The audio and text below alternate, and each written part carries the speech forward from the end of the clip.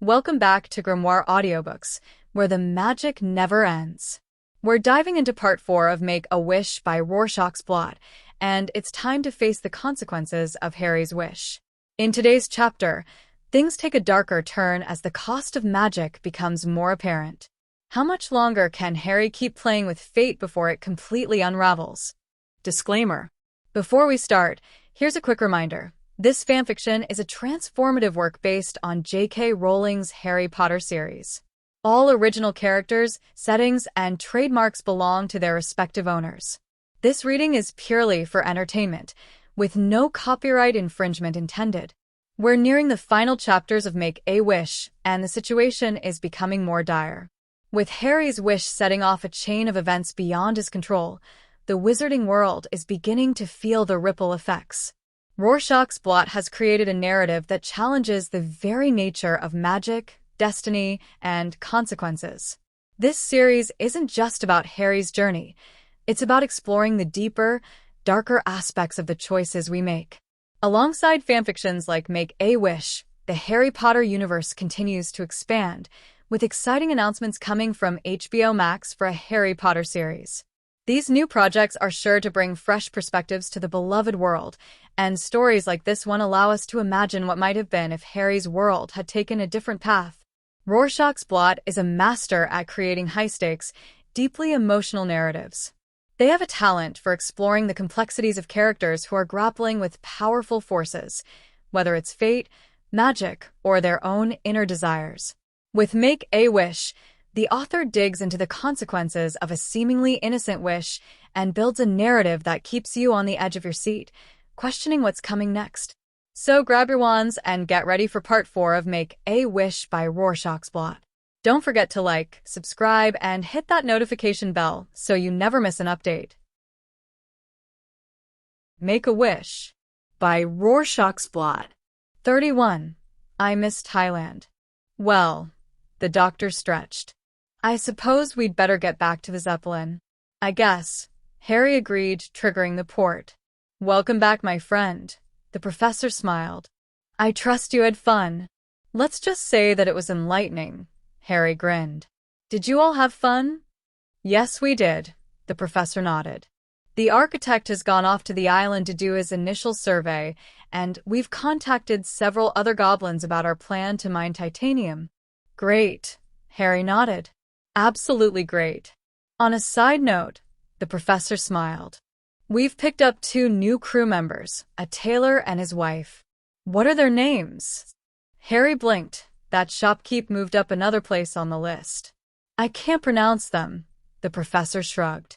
So we've just been calling them the tailor and the leather worker. Oh, that's nice. Harry nodded. Let's go to the bridge, the professor smiled. So that we may set a course for our next destination. Okay, Harry shrugged. Harry and the professor walked to the bridge, and Harry made a beeline to the center of the room after he got through the door. Where to now? The professor asked, ignoring the way Harry had taken the Zeppelin's wheel and the vrooming sounds he was making. Thailand, Harry smiled. Great beaches and cool temples. Hench girl, the professor turned. Set a course for Bangkok. Do it now. You really need to find a better end to that, Hench girl replied as she locked in the course. Do it now just doesn't flow. I know, the professor drooped. But you guys voted down my suggestion of hiring scriptwriters to get us all really cool lines. I'll just go down to my cabin. Harry backed out of the room. And let the 2 of you resolve this conversation in peace. He's gone. The professor peeked through the door to watch Harry leave. Good. Hench girl took the wheel. Vroom vroom. I'm next. The professor eyed the wheel. So don't take too long. We have arrived.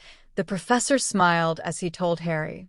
Hench girl and I are going to head for the beach after we drop you off. I'll meet you there later tonight. Harry nodded. No need. The professor blinked. We can return later tonight if you wish. That'll work. Harry nodded. What are the others doing? The doctor is going to visit a Red Cross snake farm. The architect is starting construction of your dark fortress, and the tailor and his wife are coming with us to the beach. Snake farms? Harry blinked. She says that parts of it are open to the public, the professor shuddered. Not for me, thanks. Have fun at the beach. Harry got on the port-trans pad. Port me down. Harry arrived in front of a large statue in the middle of a roundabout and took a moment to admire the large bronze statue. Shrugging his shoulders, he walked over to the road and hailed a cab. Yes, the man rolled down his window. First of all, Harry smiled. Where am I? Wam Winyai. The cab driver smiled. Where would you like to go? Is the snake farm near here? Harry got in the cab. Not far. The man nodded. It's over the bridge, and a bit up the road. Then let's go there. Harry nodded. I've got a friend that's visiting the place, and I want to see what all the fuss is about.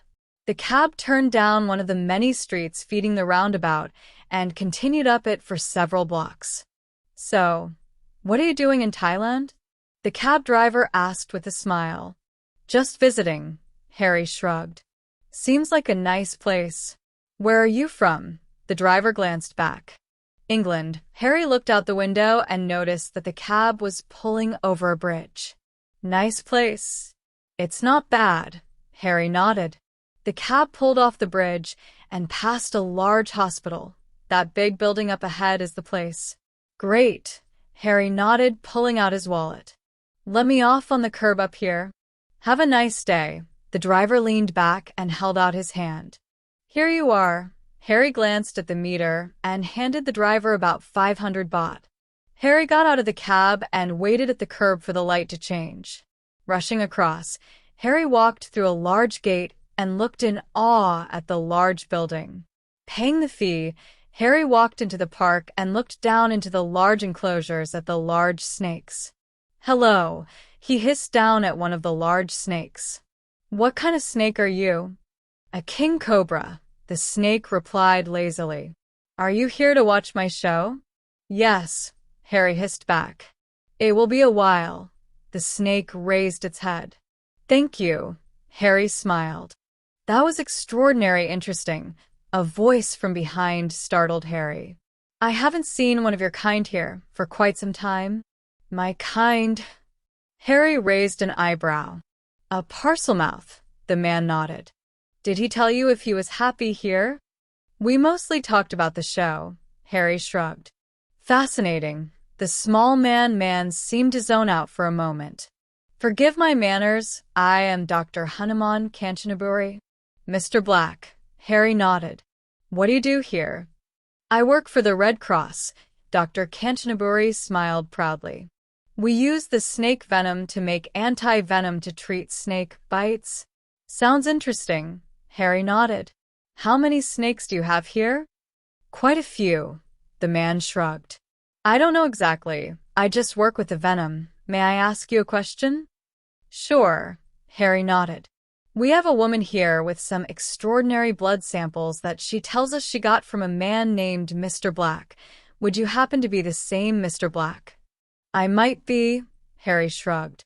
I have a friend here that might have brought some blood samples. Then could we go meet with her to make sure that this isn't some sort of mistaken identities?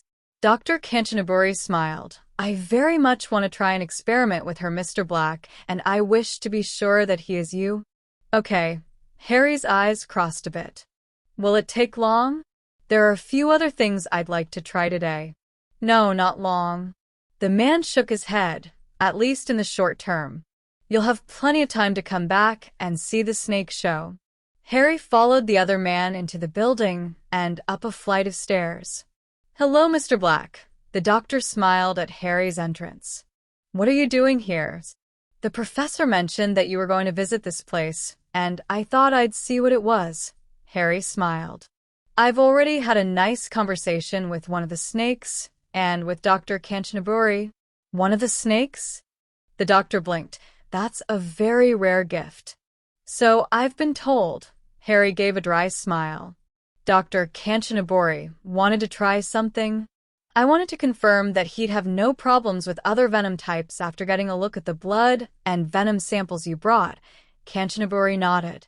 If you both agree. Then I'd like to inject Mr. Black with a small amount of cobra venom. I don't have any problems with that, Harry shrugged. Doctor? I don't think it would do any harm, the doctor nodded. Excellent, Kanchanaburi smiled.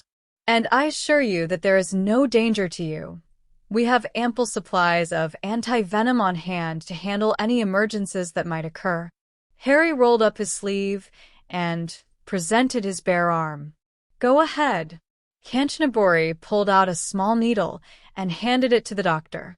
Since you are his regular physician, it might be best for you to handle the actual injection. All right. The doctor swabbed a small patch of skin and inserted the needle. What we are going to do is monitor you for several minutes to see what, if any, effect the venom has on your body. Kanchanaburi smiled. After that, I'd like to take a couple blood samples for further study. Okay, Harry nodded. What then? Then, the doctor smirked. He's going to come to me on his knees to beg me to let him give me samples of more venom to inject you with, and offer you one of my children to get more blood samples and raw data. Kanchanaburi laughed. You are an evil, evil woman to let me think that you might not share this research opportunity. Oh, Hanuman, the doctor fluttered her eyelashes. You say the sweetest things. This all hinges on you granting me permission to pursue this course of study. Kanchanaburi smiled. And I don't lie when I say I'll be crushed if you don't give it. You've got it. Harry watched the doctor write down a few readings out of the corner of his eye. Finding anything? Something odd, the doctor nodded. What is it? Kanchanaburi asked eagerly. His blood immediately altered in response to the new type of venom, and his body redirected the infected blood to the area around the piece of fong in his bone. The doctor shook her head. I am going to have to run several more tests. Altered how? Harry asked nervously. I expected the venom to have little or no effect. The doctor looked up from her notes. Instead, your body changed to the new type of venom and made you immune to it. I'm not sure why it moved to the area around you, old bite. Probably a function of the device you put in, Harry shrugged. What happens now? Now? The doctor smirked. You go and watch the show. Later, we see what we can do with the data we've gathered. Thank you for allowing me to work with you. Dr. Kanchanaburi gave a wide smile. It has been a pleasure. Happy to help. Harry waved goodbye and walked back to the outdoor snake enclosure to watch the show. Harry spent several enjoyable minutes watching small men lift, feed, and milk snakes larger than they were. At the conclusion of the show, Harry walked off the compound and hailed another cab. Where would you like to go? The cab driver asked as Harry entered the cab. Khao San Road, Harry replied quickly. I've heard that it's a good place to hang out. Maybe, the cab driver shrugged. Traffic was light, and it only took a few minutes to arrive. Paying his fare, Harry got out of the cab and looked around. An entire street was blocked off and filled with backpackers. Smiling, Harry walked into the crowd to see what they were doing and became disappointed after walking up the street. The entire place seemed like it contained nothing but cheap youth hostels and travel agencies. Sighing, Harry walked up to one of the blue buildings and sat on the curb. What's wrong? A pair of buxom Swedish backpackers stopped by Harry. My guidebook talked about how great this place was, and it's a bit of a letdown, Harry sighed. It gets much better at night, the girls smiled. Come back then, and you'll be amazed at the difference. Thanks, Harry cheered up. Have you two had breakfast yet? You offering? The girls giggled. Sure, Harry nodded. Where would you like to go? The blue building over there has good Italian. The girls smiled. Or we could go to one of the street vendors a few streets over. Thai sounds good, Harry smiled. Never thought it made much sense to go to a country and not eat the food. Then we know just the place, one of the girls smirked. It has great food, and it's not far from here. Harry and the girls walked to the restaurant and made their order. Be warned, one of the girls smirked when the food arrived. The food here is really spicy. You weren't kidding, Harry nearly choked on his first bite. It's good though. There are a few shops that we wanted to check out after this. The girls shared a smile. Would you like to tag along? Sure. Harry shrugged, and as soon as they finished the food, found himself dragged into a small shop. The place was filled with small bronze statues and wood carvings. Is there something I can help you with? The young woman behind the counter gave a wide smile as the trio entered. I was hoping to get one of those statues. One of the girls pointed to a statue behind the counter. I wanted some carvings. The other girl pointed to several small wooden carvings. And could you wrap them up? Of course. The woman nodded and turned to Harry. What about you? Well. Harry looked around the shop and noticed one item that seemed to glow under his mage sight. I'd like that amulet. Good eye. The woman nodded. Many people think that they bring good luck. That could be useful. Harry paid for his purchase. Would you mind helping us carry all this to our hotel room? The girls indicated their purchases. It's not heavy, but it is awkward to carry all that without a bag. Sure. Harry nodded. Happy to help. The girls led Harry down one of the many side streets, past a barber pole, and across another street to a small hotel. Nice place. Harry admired the surroundings that were much better than the usual youth hostel. It costs a bit more, the girls nodded. But it's much cleaner and more comfortable. Harry walked out of the hotel a few hours later and hailed another cab. Where to? Succumvit. Harry closed his eyes and started listening to the radio. Well, Voldemort scowled. We've found a master, Wormtail cowered. He's in Thailand. Take some recruits and kill him. Voldemort was starting to get tired of having to do this every few days. Thank you, Master. Wormtail nodded. It shall be as you say. This is just a small taste of what awaits you if you fail me. Crucio. Peter writhed in agony for a few moments until Voldemort lifted the curse. Not wasting a moment, he rushed out of the room and grabbed a few recruits. You, Wormtail pointed. And your two friends. What is it? The young recruit had heard stories about what happened to Death Eaters that went with the rat. The Dark Lord has ordered me to take you hunting, Wormtail sneered. Come with me. The three Death Eaters arose with great reluctance and followed the rat like man. Touch this portkey, Wormtail sneered. Not a chance. One of the braver recruits shook his head. I've heard about what happens when you try to portkey after Black. We're not portkeying to Black, Wormtail smirked. We're going in a few blocks away. Black won't have time to work his little tricks on us. Where are we going? The recruit wanted to stall as long as he could. Maybe Black would have left the area before they got there. Some place called Cowboy. Wormtail was starting to lose his temper. Now take the damn portkey. Sharing one last glance, and with great reluctance, the Death Eaters placed their palms on the portkey. What's going on? One of the recruits called out.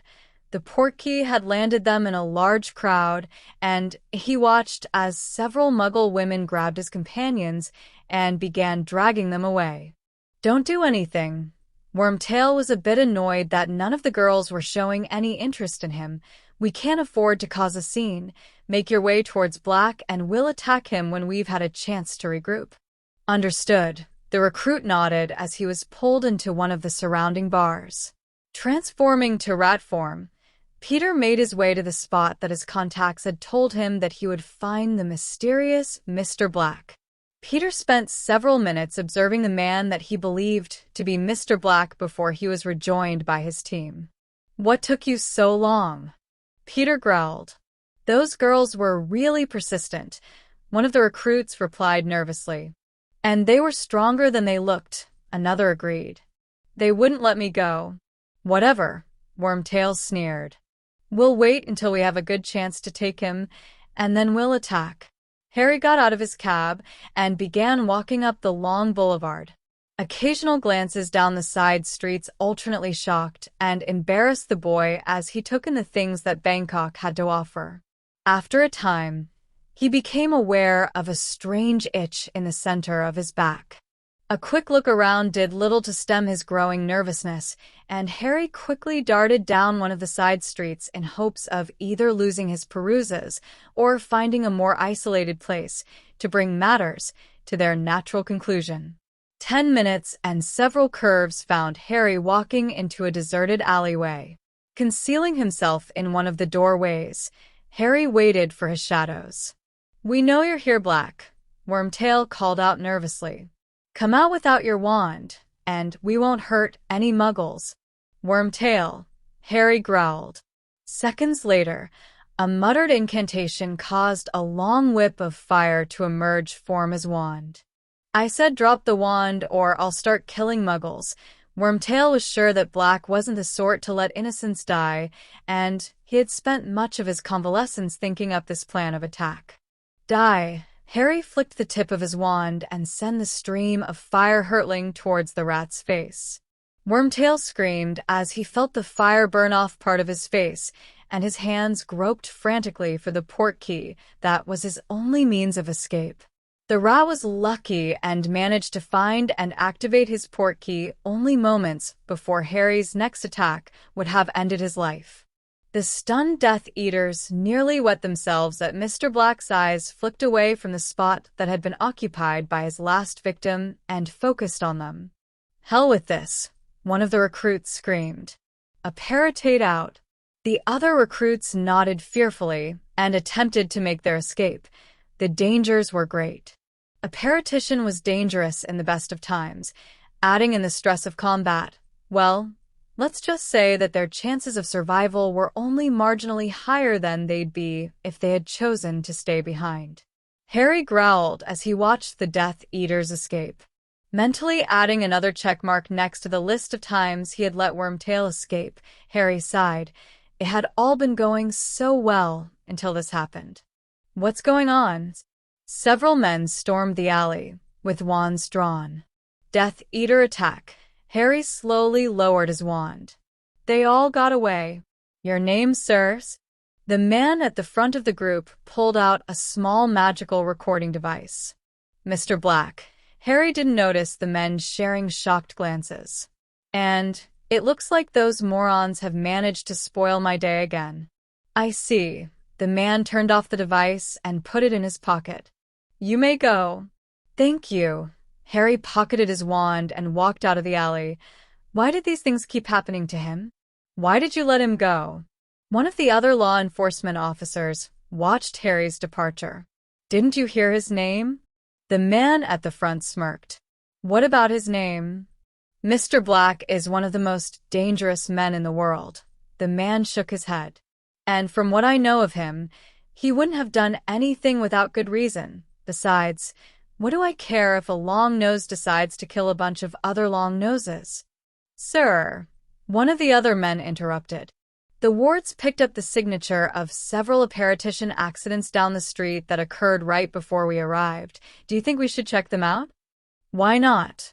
The man shrugged. "Might be fun to hear what they have to say." The men made their way down the street and spent several minutes admiring the pulsating mass of flesh that had once been a Death Eater hunter-killer team. "I heard he liked to make things look like accidents." The man nodded with no small amount of satisfaction. "Nice to see that my information is accurate. What do you want us to do?" "Take them back to headquarters and see if you can't get them fixed." The man smirked. "I'd like to have a bit of fun with them." "What happened?" The Death Eater's eyes cracked open. "I was hoping that you could tell me." The Death Eater turned to regard the small man in an official-looking uniform next to his bed. "I'm not saying anything." The Death Eater growled defiantly. "Your friend said something similar." The man nodded. "Very well, you're free to go." "What?" The Death Eater's eyes widened. "You're free to go." The man in the uniform gave a frightening smile. "As far as I can tell, you've broken no laws during your stay, so you may go." "I can't go." The Death Eater shook his head. "He'll kill me." "That is not my concern." The man in the uniform shrugged. "You have broken no laws, so I cannot hold you, and so you may go." "I've broken plenty of laws," the Death Eater stammered. I'll tell you anything you want to know, just don't let him get me. Yes. The man in the uniform nodded. Your friend said something similar to that as well. Peter was engaged in an activity that he rarely indulged in, thinking. Before he had counted himself lucky to escape from his encounters with Mr. Black with his life. Now he was having to consider something very frightening. He's killing me one piece at a time, Peter shuddered. He's making it slow, drawing it out to make it worse. Peter was a coward. That was one of many things that he had to accept about himself. He wasn't strong, he wasn't handsome, and he wasn't brave. He had joined Voldemort out of fear, he had betrayed his friends out of fear, and he had spent years posing as a family's pet rat out of fear. He's going to kill me after he tires of this game. Peter didn't want to die. I've got to think of a way to stay safe. 32. Yuki Ga Furamesu. Taken from Harry's guidebook. Japan is a wonderful country, a mix between old and new. Japan is also one of the few places that normal pure blood attire doesn't usually merit a second glance. To reach the wizarding section of Tokyo, get off at JR Harajuku Station and follow the signs to the Meiji Jingu. When you arrive at the Torii Shrine gates, look for a path going around the left column of the main gate. Harry ported down to the Harajuku section of Tokyo and his jaw dropped. He saw women in black wedding dresses, women in black ball gowns, women in white wedding dresses, men in white wedding dresses, street performers, a giant condom store. Blinking quickly and giving himself a quick pinch, Harry assured himself that he was not dreaming and continued to gawk. Before today he had thought wizards were strange, now he understood what his guidebook had been referring to. Unwilling to ask why the people were dressed as they were and unable to stop looking, it took Harry several minutes to walk the 100 or so meters to the entrance to the magical district. Taking one last glance over his shoulder, Harry walked around the massive torii and found himself in the middle of a section of town that would not look out of place in the Edo era. Excuse me, Harry walked up to a small street stand. Yes? The woman at the stand nodded. Could I have some of that, whatever it is you're cooking? Harry smiled. It smells really good. Okay, the woman nodded. It's called Jiden, by the way. Would you like extra sauce with that? Sure, Harry nodded as he smiled down at his bowl of beef and rice. Do you have any suggestions on things to do around here? Visit a shrine. Go see a sumo match. The woman shrugged. What do you like doing? Either of those sounds fine. Harry smiled. Is there a shrine around here? You walked through one to get here. The woman smirked. They've got a magical section down the street a bit. Thanks. Harry finished his food and looked up. How much? 5 Rio. The woman held out her hand. How did you like it? It was great. Harry paid for his meal and got up. Thanks. Walking over to the shrine, Harry spent several minutes admiring the Miko as they performed their duties before walking up to the counter. Would you like to have your fortune told? The pretty Miko behind the counter asked with a smile. Sure, Harry shrugged. Why not? The woman picked up an object that looked like a long section of closed pipe and shook it for a few seconds before turning it over. Harry watched as a small metallic rod fell out of the top of the pipe. One moment, the girl squinted at the rod, then reached into a box to match the writings on a small card with the inscriptions on the rod. It says here that you will live a long and exciting life filled with danger and strange situations. I've never pulled that one before. The Miko handed Harry the card. Would you like anything else? What are those things? Harry pointed to several small, brightly colored bags. Those are charms. The woman smiled. This one is for good childbirth. This one is for good luck. This one is to ward against bad luck. And this one is to help with tests. I'll take the anti-bad luck charm. Harry smiled. Who needs good luck when I need all the help I can get to keep the bad away? The woman gave a pretty smile. Do you want anything else? Give me a couple of the good study ones. Harry smirked.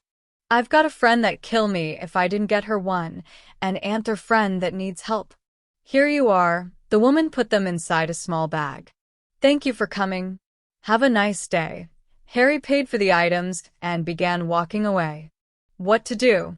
A bit of movement out of the corner of his eye drew his attention, and he looked down at the strange little fox that appeared to be following him.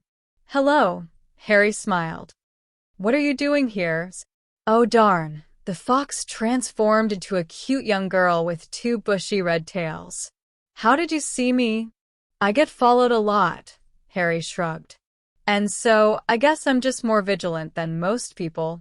I guess, the girl pouted. Why were you following me? I wasn't gonna do much. The girl smiled nervously. Just play a little trick on you. You like jokes? Harry chuckled. I've got a couple of friends who'd love to meet you then. Really? The girl perked up. Where are your friends? England. Harry smirked. Bit far from here. Oh. The girl's shoulders dropped. You can still write to them. Harry tried to cheer her up. I'm Mr. Black, by the way. Black. The girl seemed to consider the name. I've heard of you. Nothing bad, I hope. Harry smiled. Not much. The girl shook her head. Do you mind if I ask what you are? Harry glanced at the girl's tails. My name is Kumiko and I'm a kitsune, the girl replied proudly. I've only got 2 tails, but I'm working on getting more. Good luck, Harry nodded. Do you know of any bookstores around here? Sure, the girl nodded. There's one over there, and I think that Kimo will want to talk to you after that. Then why don't you show me this bookstore, and then we can go talk to Kimo, Harry suggested. Okay, the girl nodded. Come this way. The bookstore was nothing special, but Harry managed to find several tomes to add to his collection, including one rather large book on native Japanese magical creatures. Can we go see Kimo now? The girl seemed impatient for some reason. Sure, Harry nodded. Let's go. The girl led Harry through a confusing set of streets and alleyways before she finally stopped in front of a small temple. Kimo's in there, she smiled. Can you tell me how to contact your friends that like jokes? Sure, Harry nodded. Just contact Fred and George Weasley in England. I'm sure that they'll be happy to talk about playing tricks on people. Thank you. The girl gave him a quick peck on the cheek, then turned back into a small 2-tailed fox and scurried away. Harry's hand reached up to touch his cheek by reflex, and he grinned widely, being kissed by. A pretty girl was another one of the small pleasures that he had learned to enjoy this summer. Shaking his head to clear his thoughts, Harry walked into the temple and looked around. Hellos? Yes. A man dressed as a Buddhist monk stepped out. Ah, a guest, and one that started on the path to enlightenment. What can I do for you? A kitsune named Kumiko told me to talk to someone named Kimo. Harry smiled. I'm Kimo. The man nodded. Who might you be? I'm Mr. Black. Harry smiled. So, I guess the question is, what can I do for you? Ah, yes, the man nodded. I've heard of you. As for what you can do, well, we're having a bit of a problem. What kind of problem? Harry sighed. Yukiana has moved onto one of the mountains north of here, Kimo began. And she's shown herself to be very dangerous. I was hoping that you'd be willing to help us deal with her. I'll go up and have a look around. Harry nodded. But I'm not going to promise anything more than that. That is plenty. Kimo smiled. I suggest you catch the next train so that you can... Train? Harry interrupted. It's a large device that goes on a pair of parallel tracks, Kimo explained. They go very fast and... I know about trains. Harry interrupted again. I was just surprised that you didn't want me to take a port key or something. Horrid things, Kimo sniffed. And difficult to get in this country. Most Japanese use magical Shinkansen to get where they want to go. Then I guess I'll take the train, Harry shrugged. The two of them went to the train station and Harry ordered his ticket. Good luck, Mr. Black, Kimo called out as Harry walked through the turnstile. Harry walked to the platform and gasped in shock as he watched the Shinkansen glide up the tracks.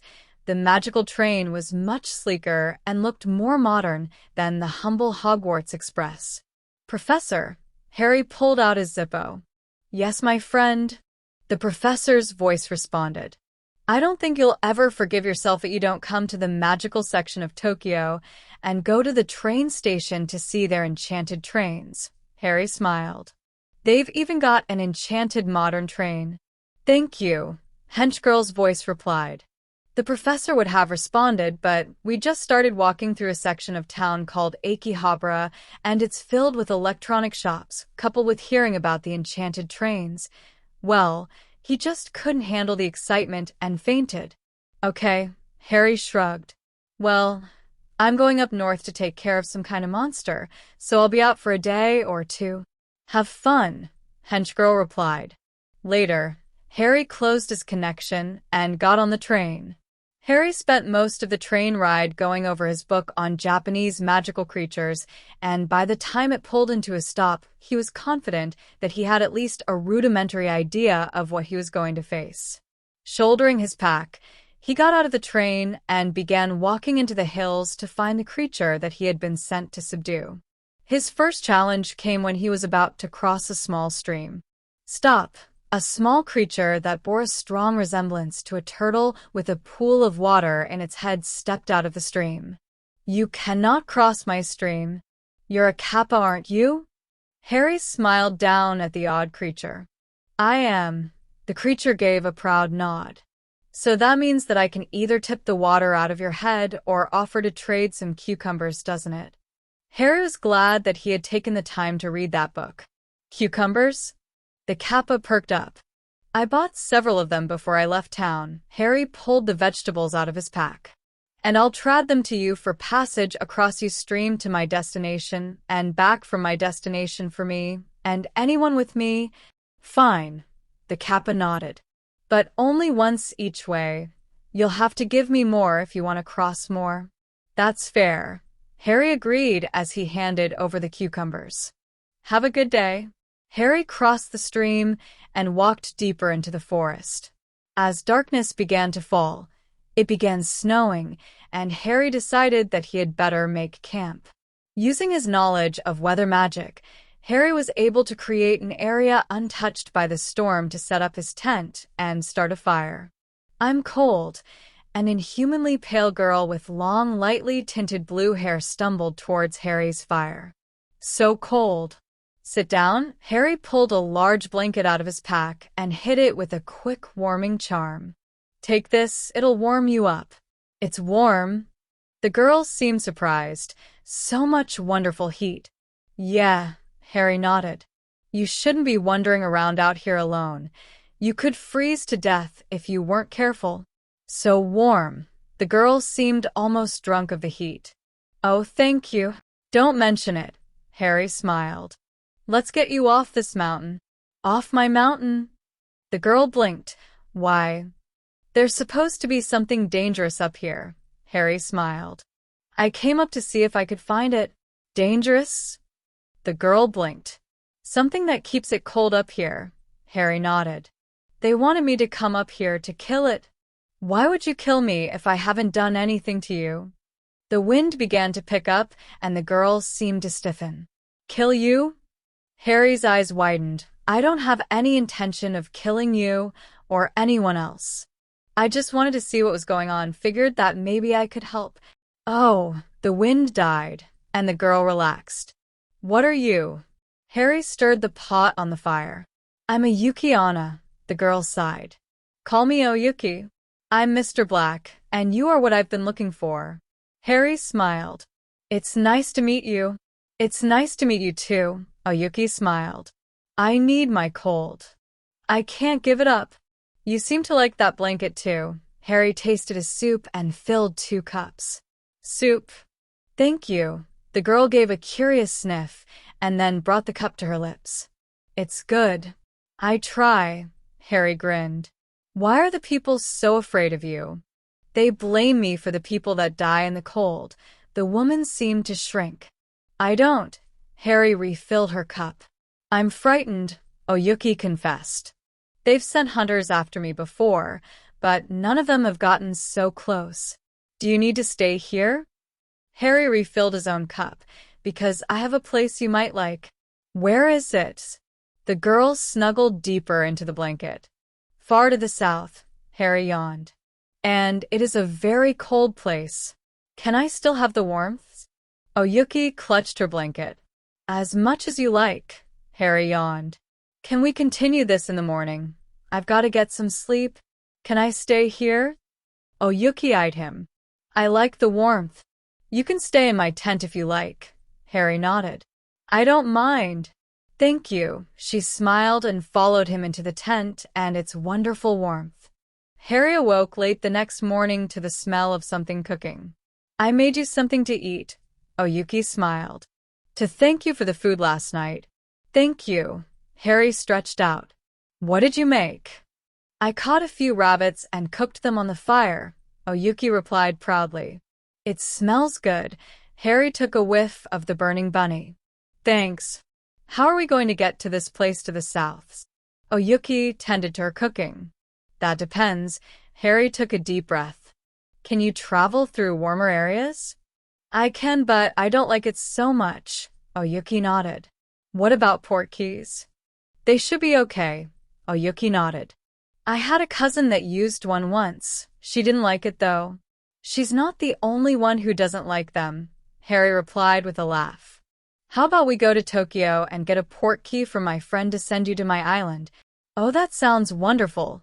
Oyuki nodded. Thank you so much. Just give me a moment to arrange everything. Harry pulled out his Zippo. Professor. Yes, my friend. The professor's voice replied. I need you to arrange a port key to the island for a friend of mine. Harry yawned. She's a Yukiana, if that means anything to you. Indeed it does, the professor replied. Is it just for her, or does she have friends that she wants to bring? Just me for now, Oyuki replied. She says that it's just her. Harry passed it along. We'll be there to pick it up later today. And I shall have it waiting for you when you arrive, the professor replied. Professor out. Harry and his new friend made their way back to town and bought 2 tickets to Tokyo, and the professor was waiting to meet them when they stepped onto the platform. Is this the one that needs a port key? The professor smiled up at Oyuki. Yes, she is, Harry nodded. Is the architect expecting her? Yes, he is, the professor nodded. He also requested that we make a side trip to the island so that you can set up a few wards. Okay, Harry nodded. Did you ever make any progress on those undetectable wards? I believe so, the professor nodded. We'll have to test it out later. Excuse me, Oyuki smiled. But I'm getting a bit too warm, and I was hoping to get that port key. Yes, of course, the professor nodded. Here you are, just say snow to activate it. Thank you. Oyuki gave Harry a kiss on the cheek and handed him a small glass vial filled with a clear liquid. Show this to the man that sent you. He should know what to with it. All right, Harry nodded. I hope you like the island. Oh, I will. Oyuki nodded. Goodbye, Snow. What was she's? The professor watched as the strange girl disappeared. Just a girl that needed help, Harry smiled. I've got an errand to run before we leave. I shall prepare the Zeppelin for departure, the professor nodded. I shall see you soon. Later, Harry nodded. It took him a few minutes of walking to get back to the temple where he had met Kumo. Back so soon? Kumo's eyes lit up in shock. Decided not to bother with things? No, I solved your problem. Harry pulled out the small vial that he had been given. I sent her to an island where she won't be bothered, and she told me to show you this. You didn't kill her. Kumo smiled. It is rare to see such respect for life in a man with your skills. Come with me. Why? Harry trailed behind the man. Because you are getting a tattoo? Kumo smiled. Just a small one and it won't take long. Why am I doing that? Harry had an amused expression on his face. Because of the gift she gave you, Kumo nodded. She gave you a bit of herself. The only way I know of to use it is to give you a tattoo. It will be quite advantageous. It'll give you a resistance to cold, and a greater affinity to cold and ice spells. What will it look like? Harry sighed. He supposed that he couldn't pass up something that useful. Whatever you like. Kumo shrugged. How about a small snowflake? Harry smiled. Seems appropriate. All right. Kumo nodded as he pulled out his tools. It will not take long. Where is it? Harry looked down to where the tattoo was supposed to be. Move your arm a bit. Kumo smiled. It's so pale that you cannot see it unless the light hits it at the correct angle. Ah, Harry nodded as his eyes finally made out the form of the pale blue snowflake. Thank you. There was a small side effect that I did not expect, Kumo sighed. It appears that being willingly has increased the potency and, well, why don't you have a look in this mirror? What am I looking for? Harry stared in the mirror. Your hair. Kumo gave a weak smile. Some of it has turned white. Oh yeah, Harry nodded. Not too much, but it's noticeable when you look for it. Yes, well, I apologize for that. Kumo pulled out a small box. Don't worry about it, Harry shrugged. And I had better be going. Before you go, let me present you with this. Kumo handed Harry the box. It is traditional to reward the hero before he rides off into the sunset. What is it? It is a box, Kumo nodded. Inside the box are a few items that you might find useful. What are the items? Harry smirked. Another box, Kumo smiled. That will have a small piece of gold in the shape of a rice grain once a day, a mirror that will show a thing's true form, and a small jewel called a magatama. Thank you. Harry pulled out his Zippo.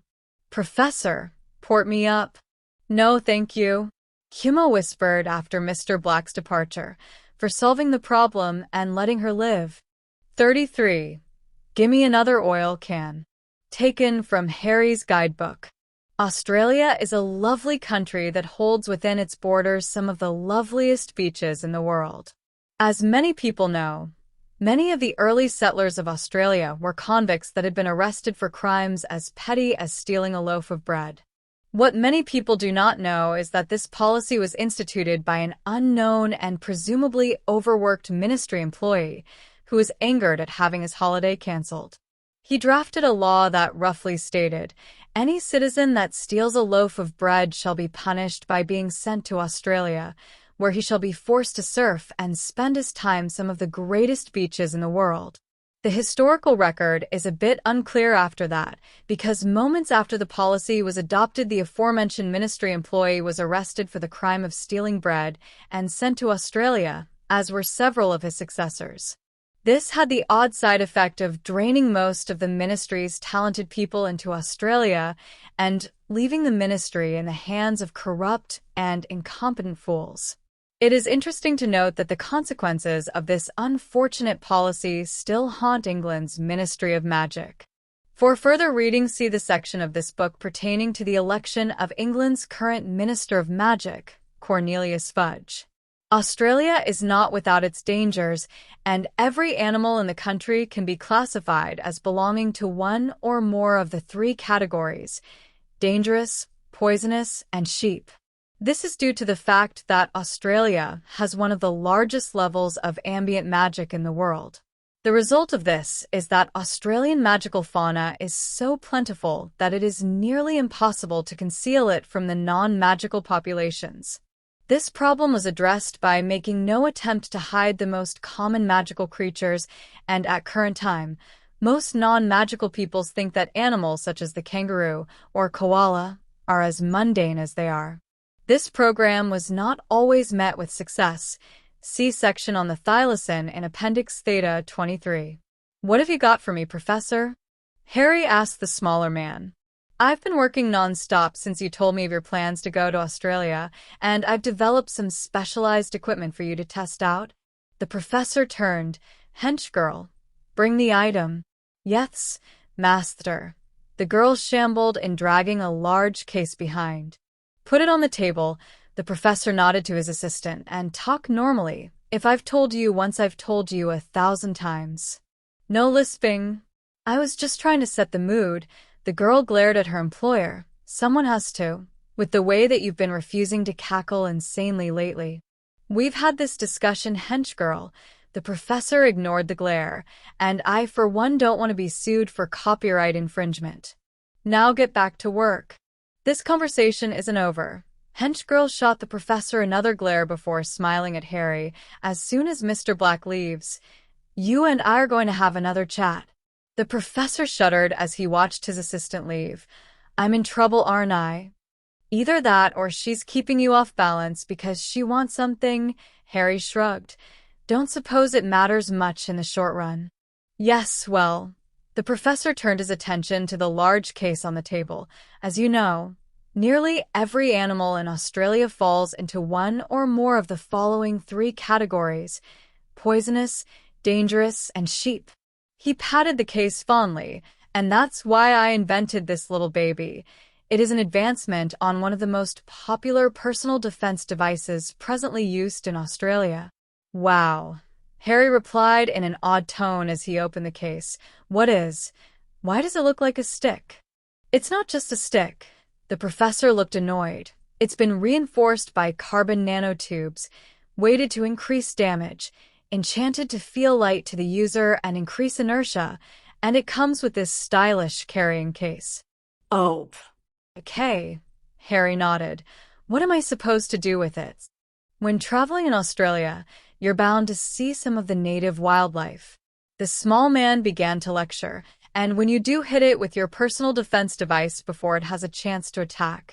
I think I can use this. Harry lifted the stick and tested its weight. Good. The professor nodded in satisfaction. And before you leave, I have just one question. What's that? Can I borrow your new personal defense device? The professor asked nervously. I still have to have that chat with hench girl. He paused and bit his lower lip. And when I do, I'd like to have logic, reason, and a large stick on my side. I'll just be going now. Harry backed out of the room and ported down. Harry felt a rush of energy as he looked around the new land. Magic seemed to be as common as air in this country. Peter was nervous. Everything he had done in his life was in the pursuit of one goal, staying alive. Shaking in fear, he sat down on his bed and tried to get to sleep. It was starting to look like he was not going to survive much longer. The Dark Lord wasn't going to stop sending him after Black, and he would guess that Black wasn't going to stop his plans. If only I knew where Harry was, Wormtail sighed. He'd be dumb enough to fall for some sob story about feeling guilty and wanting to join the other side, and I doubt Black would kill me if Harry wanted to let me live. A distant creak nearly caused Peter to wet himself, and his eyes snapped open. Maybe Dumbledore? Peter shivered. Old fools always willing to give a second chance. The question was if Black would be willing to leave things in the old man's hands. Probably not. Tears ran down Peter's face. What had he done to deserve this? Harry did what many travelers do when first in a new country. He found a bar. Evening. One of the patrons nodded his greeting. New in town. Just got in. Harry nodded. Seems like a nice place so far. God's own land. The man nodded. Could I get a beer? Harry smiled at the pretty bartender. Whatever you think is good. Here you go. The woman put a glass in front of Harry. Drink up.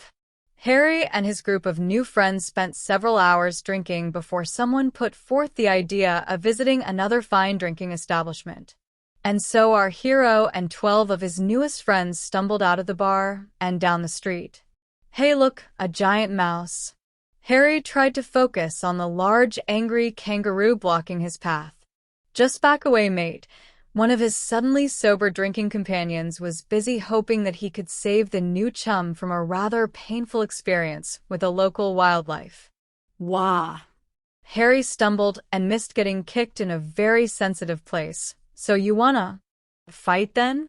Okay, let's fight. Harry's group of drunken companions watched in shock as their new buddy drunkenly swayed out of the way of several kicks and then fell his opponent with a clumsy punch to the jaw. Why don't you come this way now, mate?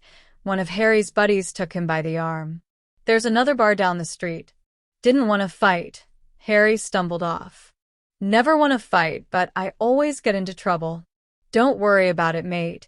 His buddy patted him on the shoulder. He started it, and there was nothing you could do. Just wanted to have a quiet time, and look what had to happen. Harry gave a drunken belch. Why does this always happen to me? Don't know, mate, the man shrugged. But I do know that another beer will make you feel better.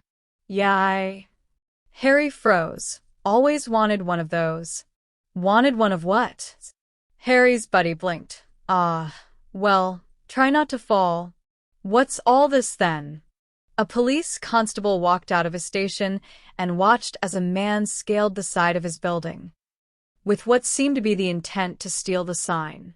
He's a palm. Just met him this arvo. He only flew in today, so we took him to the pub. Nice guy. Bit enthusiastic at times, but damn, he can drink.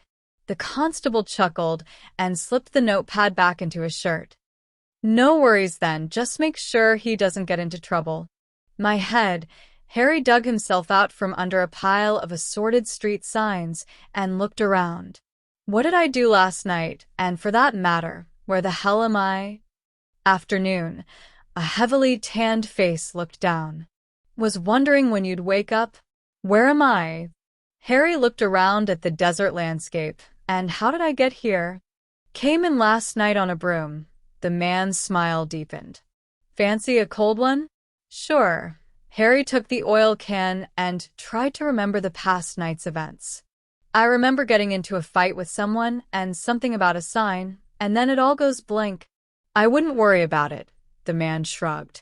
She'll be right, mate. I guess. Harry nodded. Where am I anyway? Nowhere. The man shrugged. Nearest town is Kuberpedi, if that means anything to you. No. Harry rubbed his eyes. But at the moment it wouldn't matter if I'd been born there. Can't think. Surprised you can breath after all those spider bites, the man chuckled. But I suppose you're a lucky one. Spider bites. Harry blinked. Yeah, the man nodded. Figured you for a goner. Didn't have enough time to brew up some potion and didn't have any on hand, but you pulled through. Can't say the same for the spiders. Oh, Harry blinked again. I'm Mr. Black. Folks around here call me the mechanic, the tanned man grinned. It's 'cause of my habit of tinkering with things, both magic and non. Nice to meet you, Harry nodded.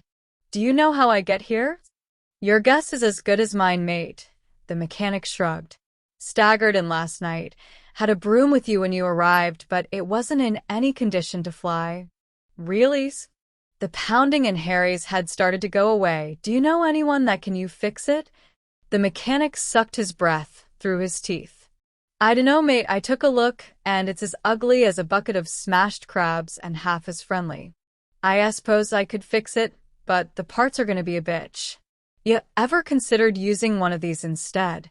The mechanic held up an odd-looking device that appeared to have been cobbled together from a sheet of corrugated iron, baling wire, and half a roll of duct tape. I've been tinkering with one of these for a bit, and I managed to get nearly twice the performance of a firebolt. Then again, the firebolt is a pommy piece of crap. No endurance. One good nip from a yabby or bunyip, and it goes to pieces. Fancy another beer? Sure, Harry shrugged. You want a job? What? The mechanic tossed over another oil can. I got a friend that would love to meet you, Harry explained. Couple friends, actually. They like to invent things, too. Never said I was an inventor. The mechanic frowned. Just like to do a bit of tinkering in my spare time. Still, Harry pressed. I think you'd be a great help. My friends are great, but they can be a little disconnected from reality. Heads stuck in the clouds. The mechanic nodded. Be good to have someone around that isn't insane, Harry mused. Do you have a flu connection? Never needed one. The mechanic shrugged. Then do you mind if I leave you a selfless? Harry pulled one out of his pocket. In case you change your mind? If this thing is half as good as you say it is, then I know that there's a market for it. I suppose. The mechanic scratched his chin. Let me think about it for a bit. I'll be in touch. That's all I ask. Harry nodded. How does this thing work? Same as a broom, the mechanic replied. I assume you know how to use one of those? Yeah, Harry nodded. But won't I be seen on my way to, what was the name of that town again? Cooperpedy, the mechanic smiled. Don't worry about it. Folks around here mind their own business, and no tourists expect to see strange things in the outback. Okay, Harry shrugged. Thanks. Will a point-me charm get me to Cooperpedy? Best let me show you a few charms to keep you alive in the desert before you go, the mechanic smiled. It's some of the most beautiful land on Earth, and some of least hospitable. I'm always happy to learn new spells, Harry smiled. Especially when they might keep me alive. The willingness to learn enough to keep yourself alive puts you ahead of half the tourists that come out here, the mechanic smiled. The first charm is a water detection charm. We've managed to get Black's location again, Master. Random Death Eater number 221 simpered. Have Wormtail take another team out to destroy him, the Dark Lord sighed. And tell them to do it right this time. Thank you, Master. The Death Eater nearly broke into tears when he wasn't told to be on the team. It shall be as you command. Crucio. The Dark Lord cast the spell reluctantly. It was starting to get a little old. What he needed to do was find a new pain-causing curse. Thank you, Master. The Death Eater writhed on the ground until the curse ended. Then he jumped to his feet and rushed out of the room before the Dark Lord ordered him to accompany the suicide mission. Wormtail, the Death Eater's attempt to sneer was spoiled by his good mood. The Master has a little job for you. What is it? Peter had to focus on his bladder to keep from losing control. The Dark Lord wishes you to get a team and put an end to Black once and for all, the Death Eater smirked. I've already sent a man to get your port key. We need another port key, the disguised Death Eater frowned at the clerk. With as many safety features as you can add. Sure thing, the clerk shrugged. But it'll be expensive. Whatever. The Death Eater waved off the concerns. Just make sure that it doesn't cause people to plummet to their deaths, and make sure that it can't be controlled by an outside source, or cause people to reappear in an area too small to hold them. I've got just the thing, the port key seller nodded. It will put you on the ground, and it cannot be tampered with. Really? The disguised Death Eater raised an eyebrow. If anything bad happens, the port key seller smirked. It won't be because of this port key. Are you sure about that? Yes. The port key seller was losing track of the number of Death Eaters that he'd sent to their death. Wasn't important, but still, it would have been nice to know. Is everyone ready? Wormtail looked around, praying for an excuse to delay the attack. Yes, the depressed Death Eaters nodded. No one has to use the water closet? Wormtail was grasping at straws. Everyone has their wand. Yes. Shoulders slumped. Okay. Wormtail's eyes shut. Here we go. The Death Eaters immediately assumed formal dueling stances on their arrival and waited. Are you sure that this is Black's location? One of the Death Eaters spoke up. Yes. Wormtail wet himself. He's just waiting for us to let our guard down. Hey, one of the Death Eaters spoke up. What's this thing? The assorted Death Eaters glanced over. Looks like some sort of animal. One shrugged. Poke it with a stick or something. Okay. The Death Eater took a few minutes to transfigure a rock into a stick. Here we go. Wormtail's first indication that something had gone wrong was a low growl from the mystery creature. Wormtail's second indication that something had gone wrong was the blood-curdling screams of his group as the small, funny-looking creature tore them apart. And Wormtail's third indication that something had gone terribly wrong was a sharp pain in his buttocks as the small, odd-looking creature tore it off. It was then that he activated the port key and escaped. Above it all, and oblivious to the carnage that was taking place below him, Harry Potter put the new broom through its paces. If that mechanic wouldn't come work for him, then he was going to have to come back for more of these things. They were great. The mechanic wasn't kidding when he said it was better than the firebolt. Wormtail reappeared in front of a group of excited Death Eaters. It was an ambush. Everyone is dead. Yes, we know, one of the older Death Eaters nodded. How did they die? What? Wormtail frantically applied pressure to his wounded buttocks. Help me. Oh, very well. The older Death Eater cast a couple of quick, clotting charms. So how did they die? Black conjured up some sort of horrible creature and had it attack. Wormtail spoke between screams of pain. It tore everyone apart before we had a chance to fight back. All right, the old Death Eater looked around. Who had torn apart by some sort of horrible creature? I did. One of the newer recruits waved his tict. Ori, I win the pool. Congratulations, the older Death Eater nodded. Your share comes out to 10,000 gallons. Now who had Wormtail survives, but with a ruined buttocks? Harry landed beside an odd-looking contraption that looked like an alien spacecraft. Shrugging, he turned to the nearest person. Excuse me, Harry smiled. Yeah? The man raised an eyebrow. Could you tell me where the nearest bar is? Harry sighed. For some reason, I really want something to drink that isn't water. I can understand that, the man nodded. Up the street and to the left, just so's you know, it's underground. Oh, Harry blinked. Sounds interesting. Have fun, mate, the man nodded. I'd like to stay and talk, but there are opals to be found. Good luck. Harry walked up the street and down to the bar. What can I do for you, mate? The bartender raised an eyebrow. A pint of whatever happens to be good, Harry yawned. Here you are. The bartender put a glass in front of Harry. Just get in. Yeah, damn it. Harry flicked a spider off his arm and onto the bar. Mate, the bartender paled. I don't know how to tell you this, but, well, what he's trying to say is, everyone in the bar froze in shock as the redback spider began suffering violent convulsions. COR, look at that. Poor thing never had a chance. The bartender shook his head as the spider made one last valiant effort to move before expiring. Sorry about that. Harry winced. For some reason they keep doing that. Not sure why. No worries. The bartender shook his head in shock. What did you say your name was again? Mr. Black, Harry sighed. Ah, the bartender nodded. That explained everything. Ah, the men in the bar nodded. Fancy another drink? Sure, Harry nodded.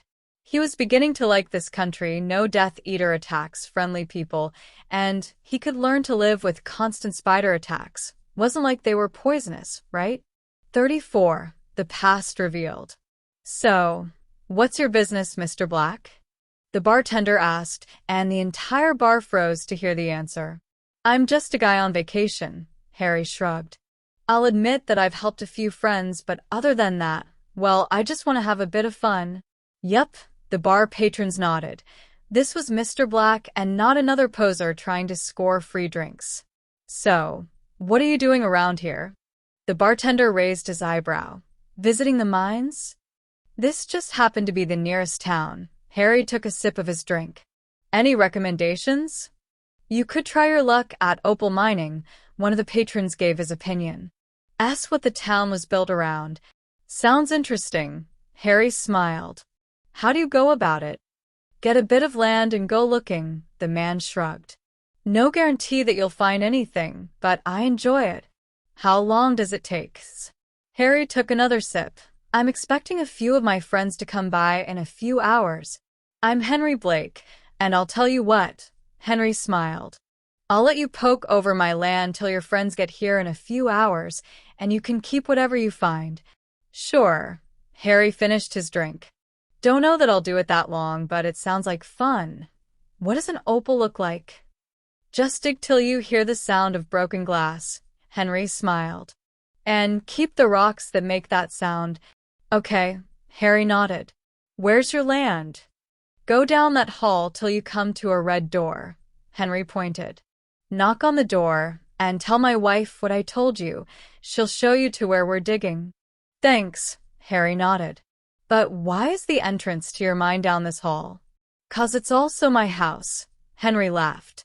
When we were digging out my house, we found enough opals to pay for the construction. I've got a little one on the way and I've been expanding the house a bit. Haven't found anything much, but I have high hopes that something will turn up. So, it's not so much you letting me dig your mine, Harry smirked. As you tricking me into building a new room for your house? You got it, mate, Henry laughed. Mind you, I wish you the best of luck, and I know that there are more opals down there. Thanks, Harry smiled. I'll see you in a few. Take as long as you like, Henry called after Harry. With my luck she'll have triplets and I'll need a bigger room than I thought. You're playing with fire, mate. One of the other patrons took a sip of his drink. Black is a cold-blooded killer. You saw what happened to that spider. He may be a killer, but he's on our side, Henry smiled. I'm not an outlaw and neither is my wife. What's the harm in letting the man have a bit of fun? With your luck he'll find a mess of opals and clean the room out, the bartender added his opinion. You'll have your room, but he'll have $1 million. Probably, Henry nodded. But I'll still have my room in 10 years. Who knows what would happen to all that money? Excuse me, Harry knocked on the red door. Yes? A very pregnant and very beautiful red-headed woman answered the door with a large smile. What can I do for you? Henry told me I could come down here and try my luck for a few hours, Harry smiled. That is if you don't mind. You do know that he's just trying to get out of digging the bloody room himself, don't you? The woman raised an eyebrow. He's been trying that trick on tourists for the last week. I know, Harry nodded.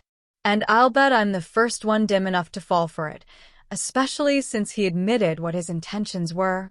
You're right about that, the woman laughed. Come in and make yourself comfortable. I'm Daphne. I'm Mr. Black, Harry smiled. It's nice to meet you. Did you say your name was Mr. Black? Daphne's eyes widened. Yeah, why? Harry blinked. No reason, Daphne shrugged. I'll get you a spade and set you to work. Thanks. Harry followed the woman down a hall. Here it is. The woman waved at a half-dug room. Just don't dig through this wall. What do you want me to do with the dirt? Harry looked around. Just fill the buckets, Daphne smiled. I'll have Henry take it out. Can't let him get out of all the work, can I? I guess not, Harry smiled. Let me get you something to drink, Daphne smiled. I can't let you do all this for nothing. Thank you. Harry picked up a spade and set to work. Daphne returned with a pitcher of lemonade a few minutes later. Don't work too hard. Most new chums work too hard when they first start out and they get all sorts of problems from the heat or from not drinking enough water. I want you to stop and tell me if you start to feel sick or dizzy, okay? Okay. Harry took a sip. Thank you. I'll be in the other room if you need anything, Daphne smiled. You have fun. Thank you. Harry set his glass down. I will. Harry worked for a few more minutes before he heard the sound of broken glass. Reaching in, he found and pulled out a small clay-covered stone. Well, Harry smiled as he examined the broken stone with a bluish glass center. I guess I found my first opal. Neat. Harry continued to work and continued to find opals. After a few minutes, a small pile formed in one corner of the room, and Harry decided that he had spent enough time as an opal miner. Selecting a few of the smaller stones for his friends and keeping the first stone for himself, Harry walked out of the room in search of his hostess. Done then. Daphne smiled. Did you have any luck? I found a few stones. Harry smiled as he pulled them out of his pocket. This is the first one I found. It's neat, isn't it? Yes, it is, Daphne nodded. Congratulations. You can call yourself an opal. Oh. What's wrong? Harry's eyes widened in fear. I think the baby is coming. Daphne leaned back. You just relax. Harry pulled out his cell phone. I'm going to call a doctor. Hurry. Daphne gave a strained smile. Because I don't think this will wait. I will. Harry stepped out into the hall. Professor, can you hear me? I hear you, my friend, the professor's voice answered. We're right above your location. Good timing, I was just about to contact you. I need the doctor to come down to my location right away. Harry forced himself to remain calm. A woman is about to have a baby. We are on our way. The professor's voice turned serious. The doctor says to go sit with her and that she will be down in a few minutes. Henchgirl says that she is coming too. Okay. Harry nodded. Blackout. Harry rushed back into the room and sat next to Daphne. Well, The woman's eyes focused on his face. The doctor will be here in a few minutes. Harry bit his lower lip. She told me to sit with you until she got here. Breathes? You haven't done this before, have you? Daphne gave a short laugh. No. Harry shook his head. Have you? No. Daphne grabbed Harry's hand. But I guess we can learn together. I guess. Harry glanced at the front door. Where are they? Right here. Henchgirl walked in. Sorry it took so long, but the professor passed out. What? Harry's brows came together. He was so excited that there was a baby on the way that he passed out, Henchgirl repeated. He gets like that sometimes. Oh. Harry gave a slow nod. Do either of you need me for anything, or can I go tell the fathers? Go tell the father. The doctor opened her bag. We'll take care of Daphne Blake, Harry answered. Daphne, the doctor nodded. I'll be right back. Harry opened the door and ran down the hall to the bar. Back so soon? The bartender looked up. Henry, Harry called out. Your wife is having her baby now. I've got the doctor and Henchgirl with her, and I thought you might want to be there too. My baby's coming. Henry dropped his beer. I gotta go. Congratulations, mate. The bartender slapped the man on the back. No, get out of here. Henry sprang from his chair and took off down the hall towards his house. Lucky bastard. The bartender smiled. Yeah. Harry reached into his pocket and slapped a wad of bills on the bar. Drinks are on me till this runs out. Thanks, mate. The bartender smiled. Henry's a good man, and we appreciate you doing this for him. I'm just not sure if I should stay here or go with him. Harry glanced at the door. Stay here. The bartender waved towards one of the chairs. At least for a couple of rounds. Okay. Harry nodded. If you insist. The bar patrons cheered and beer flowed like water. Toast after toast was raised towards Henry, his wife, and new child. I better get going. Harry rose after his fourth round. I want to see how Daphne's doing. Give her our best, mate. The bartender nodded. I will. Harry walked down the hall towards the Blake residence and knocked on the door. What do you want? A strange woman answered the door with a frown. I just wanted to see how Henry and Daphne were doing. Harry smiled. And to say hi to Henchgirl and the doctor. Who are you? The woman's frown deepened. Mr. Black. Harry gave a nervous smile. Oh. The woman stepped back to allow entrance. Sorry about that, but once the guys found out that Henchgirl was visiting, well, you know. Harry blinked. No, I don't. Is everything okay? Yeah. The woman pulled Harry in. The baby was born and Daphne's been asking about you. About me? Harry followed the woman down a short hall and to another door. Yeah. The woman nodded. Go in. Okay. Harry entered the room to see Henchgirl cooing over a small bundle while the doctor supervised.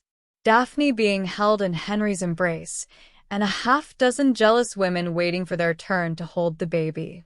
Mr. Black. Daphne smiled when she noticed Harry's entrance. There is something Henry and I wanted to talk with you about.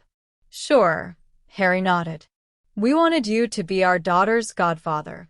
Henry smiled. And I wanted you to know how much I appreciate the way you brought in the doctor to look after my wife. No problem. Harry smiled. It was the least I could do. So will you do it? Daphne got to the heart of the matter. There's no one we'd rather have as her godfather. Sure. Harry thought of Sirius. I'd be honored. Excellent. Henry smiled. So, what do I have to do? Harry's smile widened. Nothing. Daphne shrugged. We don't go much for ceremonies, so you don't have to worry about that. We just wanted her to have a godfather, and we couldn't think of a better person. Thanks. Harry glanced down at his watch. And, unfortunately, It looks like we have to go. Come on, hench girl. Okay.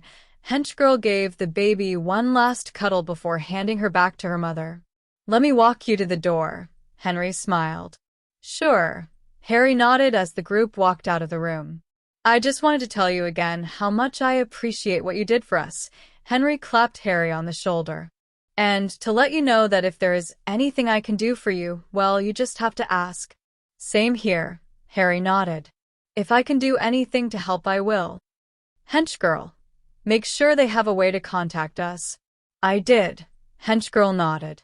Before I forget, Henry laughed. I have to know. Did you find any opals? A few. Harry pulled them out of his pocket.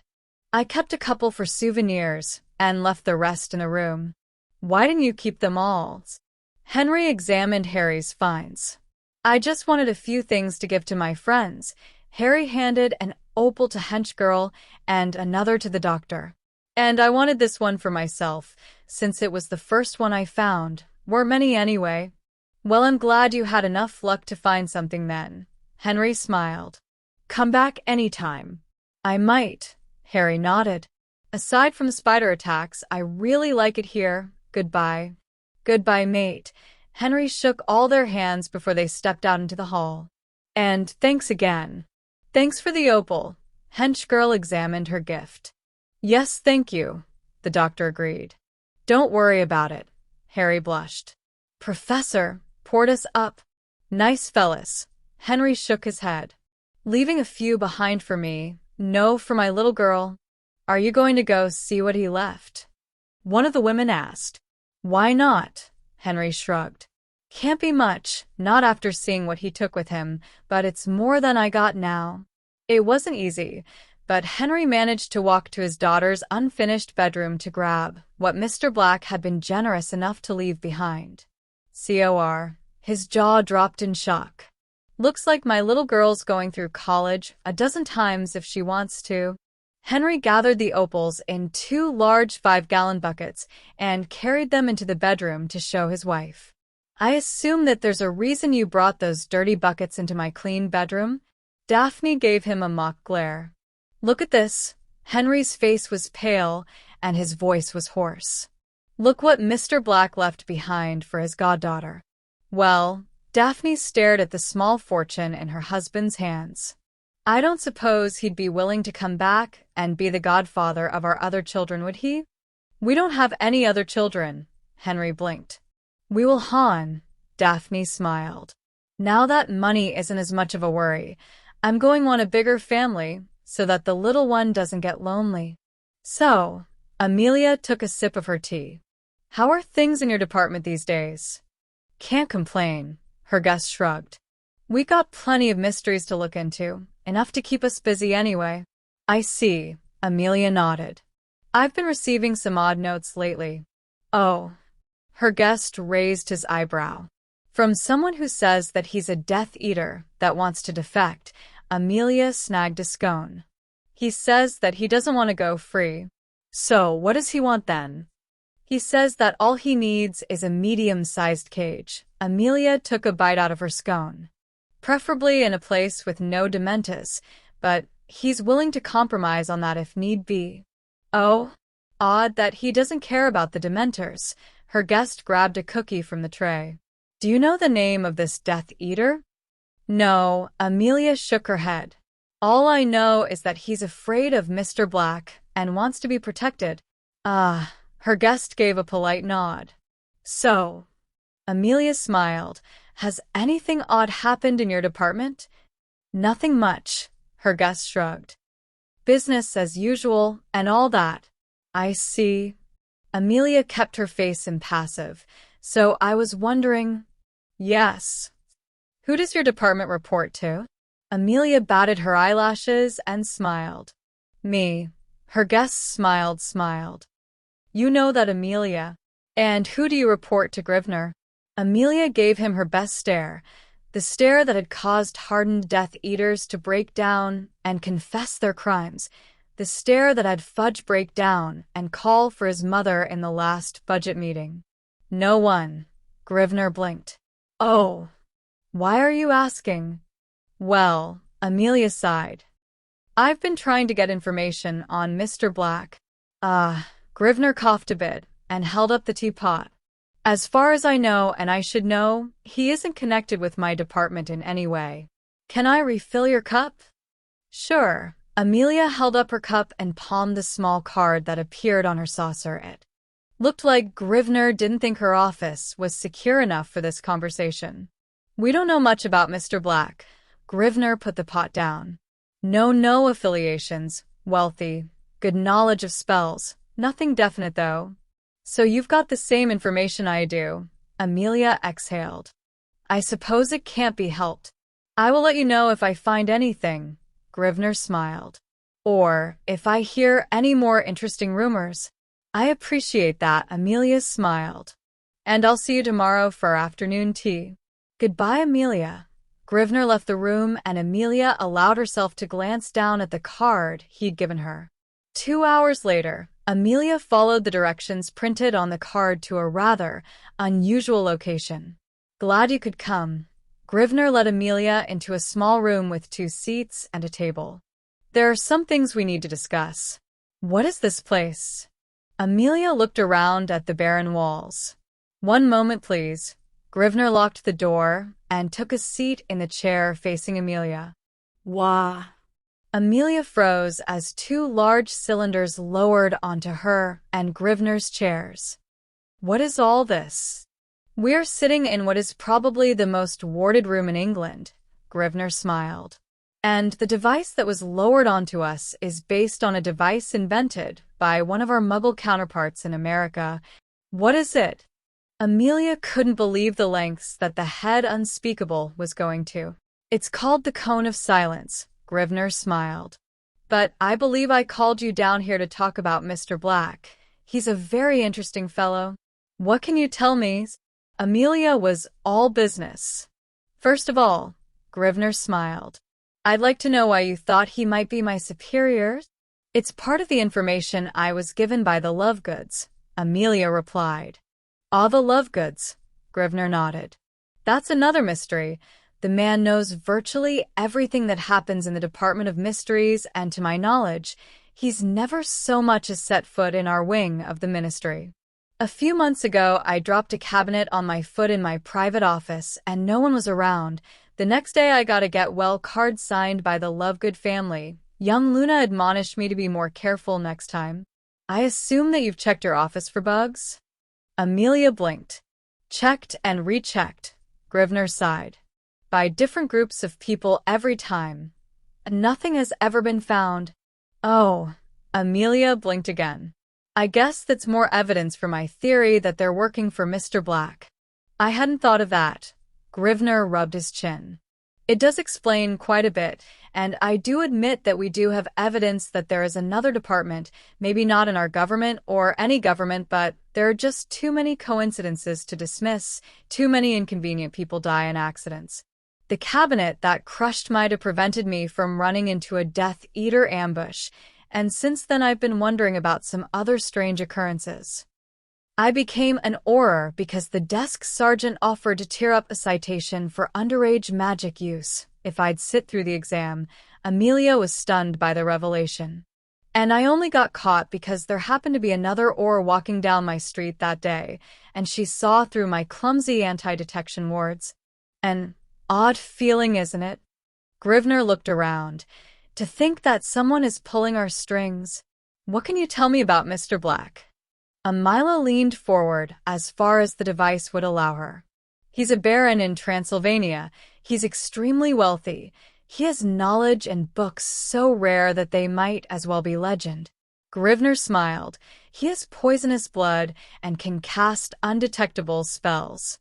We believe that he kills an average of 4 to 10 dark wizards or creatures a day, and we believe that he is at least 13,000 years old. What? Amelia went bug-eyed. How can you be sure? It's just a guess based on the evidence we've been able to collect, Grivner smiled. While in Egypt, he discovered several tombs hidden so well that they'd gone unnoticed for centuries, and he did that on his way to a valley that had been hidden and warded by the greatest mages in the old kingdoms.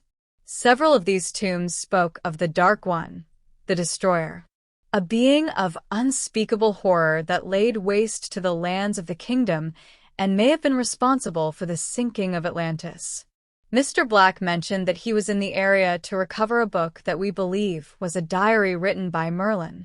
Mr. Black also mentioned that Merlin was thrown out of Atlantis for being too weak and later referred to the great mage as a snot-nosed kid. My God, Amelia blinked. What happens if he decides to turn his attention to us? I thought that we were living in dark times now, but it doesn't look like that is a worry. Grimoire smiled in relief. Information suggests that he is either retired or redeemed. One of my men has advanced the theory that Black may not have been a Dark Lord so much as a freedom fighter. His well-known hatred for Death Eaters and any sort of blood purists, combined with the fact that we don't know much of anything about the society in ancient Atlantis, means that the government could have been something along the lines of what will happen if Tom Riddle wins. History is written by the winner, Amelia agreed. Wait, didn't you say that Merlin was thrown out of Atlantis for his lack of power? It fits. Grimoire's eyes lit up. If they were willing to exile a wizard for low power, then imagine what they would have done to a squib or a muggle. And following your theory, Amelia gave a slow nod. They did it to the wrong person and angered Mr. Black, who destroyed their civilization in retaliation.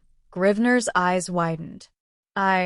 Gods, think what would have happened to us if Fudge's insane plan had annoyed Mr. Black. Or worse, if they had accidentally harmed one of Black's friends.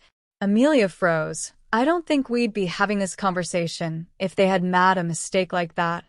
I don't know if anyone in England would be having any conversations if something like that happened. Grimoire shuddered. 35. Surprise. Welcome back, the professor smiled. I trust you had a good time. How's the child? We had a good time, Harry nodded. And the child is fine. They even made me her godfather. Congratulations, the professor smiled. If you don't mind, I was hoping to make a quick stop on the island so that you can put up a few wards, and after that, well, you see, it's like this. Hench girl, the professor and I have a conference we'd like to attend in America. Hench girl spoke up. So we'll have to hurry if we want to get there on time. So we won't be able to make many stops between here and the United States. The professor smiled nervously. Okay, Harry nodded. I have to be in England in a few days, so I don't mind us hurrying a bit. When do you have to be in the United States? I was hoping to be there in the next 24 hours. The professor shrugged. It's not a very long conference, at least not the part we're interested in. Sure, Harry nodded. Will we be able to make it to England in the next few days? Certainly, the professor nodded. Why? Because there's something in Sweden that I'd like to do in 3 days, and I have to be back in England for something long-term after that. Harry shrugged. Sorry to spring this on you. Quite all right. The professor waved it off. Hench girl, full speed ahead. Why are you telling me that? Hench girl glared. You're the one hogging the controls again. Silence, wench, the professor screamed. When I say all ahead full or full speed ahead, or any sort of nautical term, you say aye aye, Captain? No. Hench girl turned up her nose. You will do as I say. The professor walked up to Hench girl and glared up at her. Make me. Hench girl glared down. All right, I will. The professor nodded. Mr. Black, let me borrow your personal defense device. I'm staying out of this. Harry began backing away from his two squabbling friends. Give it to him. Hench girl shrugged. Little Shrimp's gonna need all the help he can get. By now, Harry walked out of the room as fast as he could.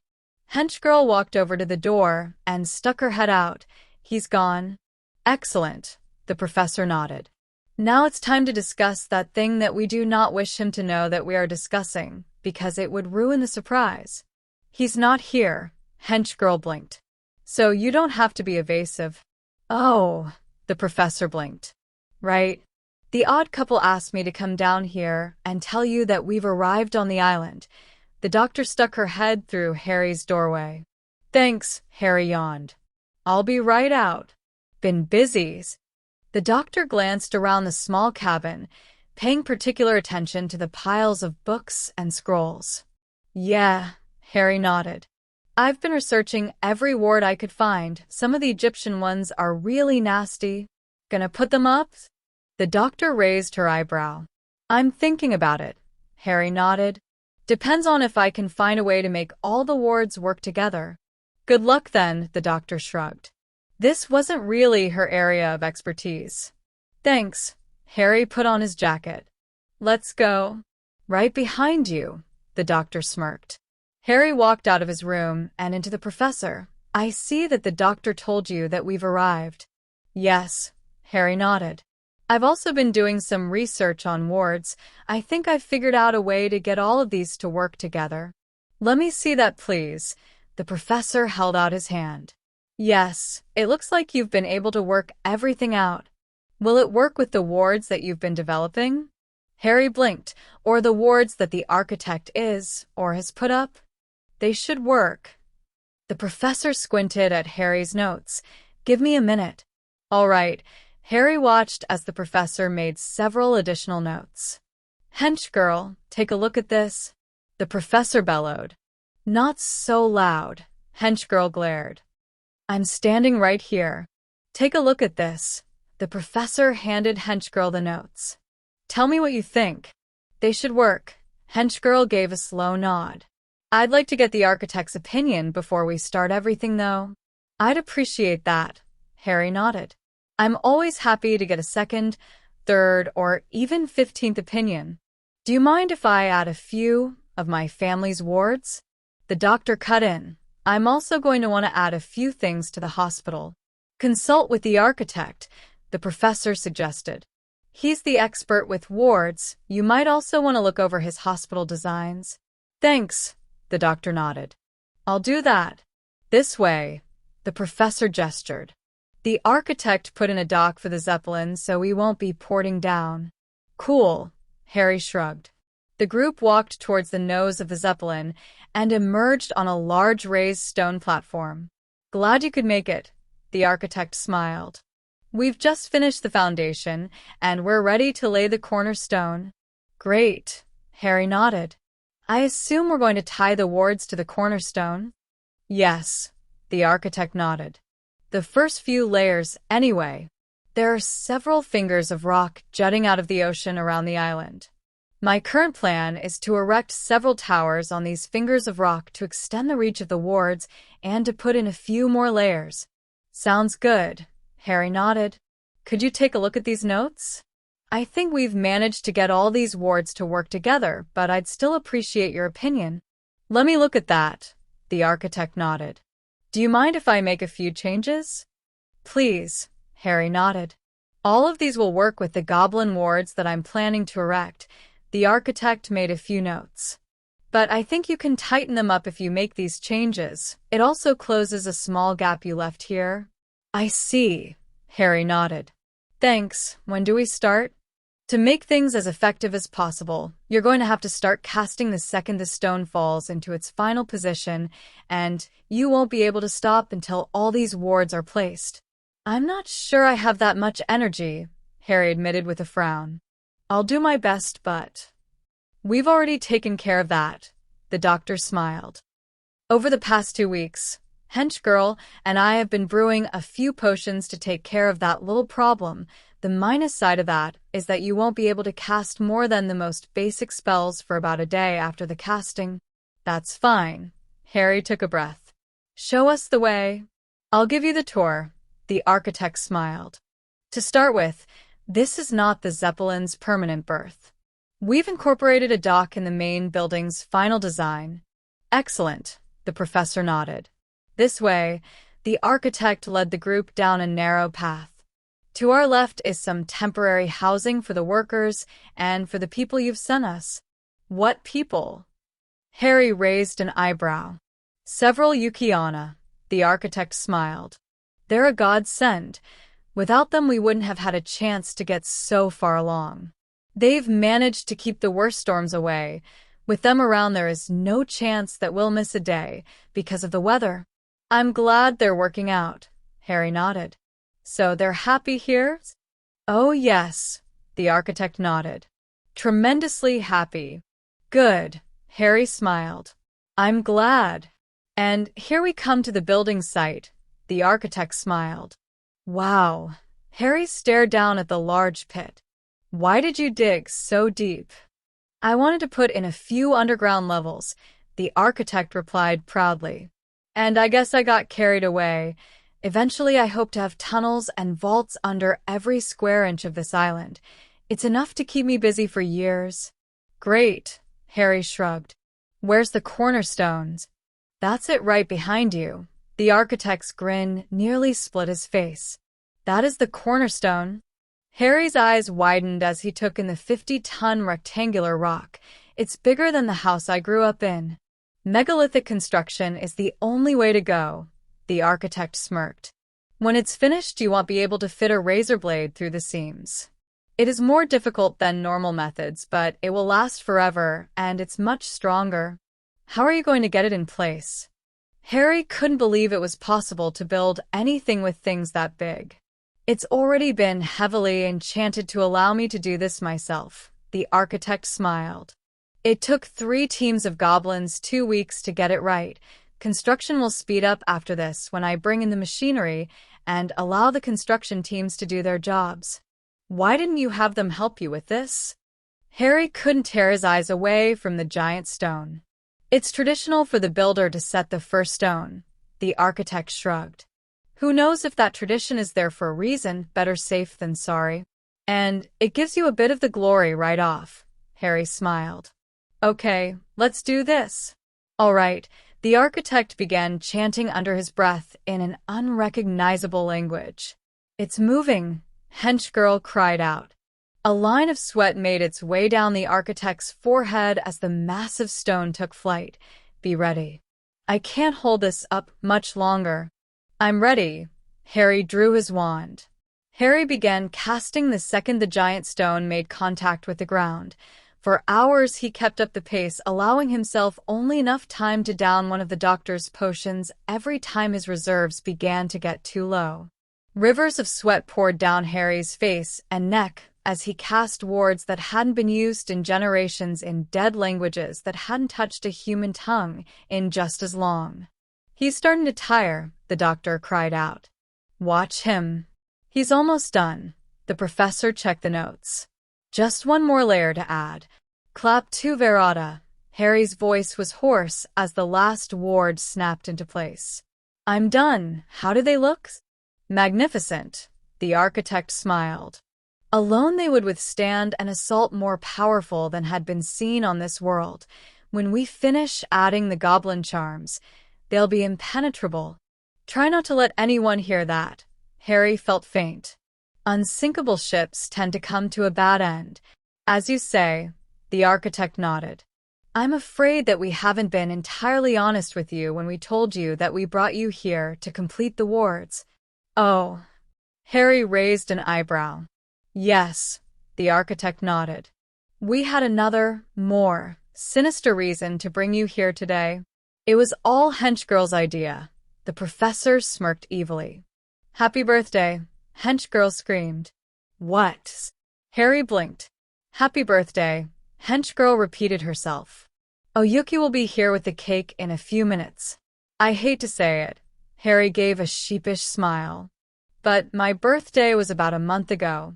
And we didn't have a party, Henchgirl nodded. So we're having one now. It's more of a surprise that way. Oh, Harry scratched his chin. I guess that makes sense. How do you normally spend your birthday?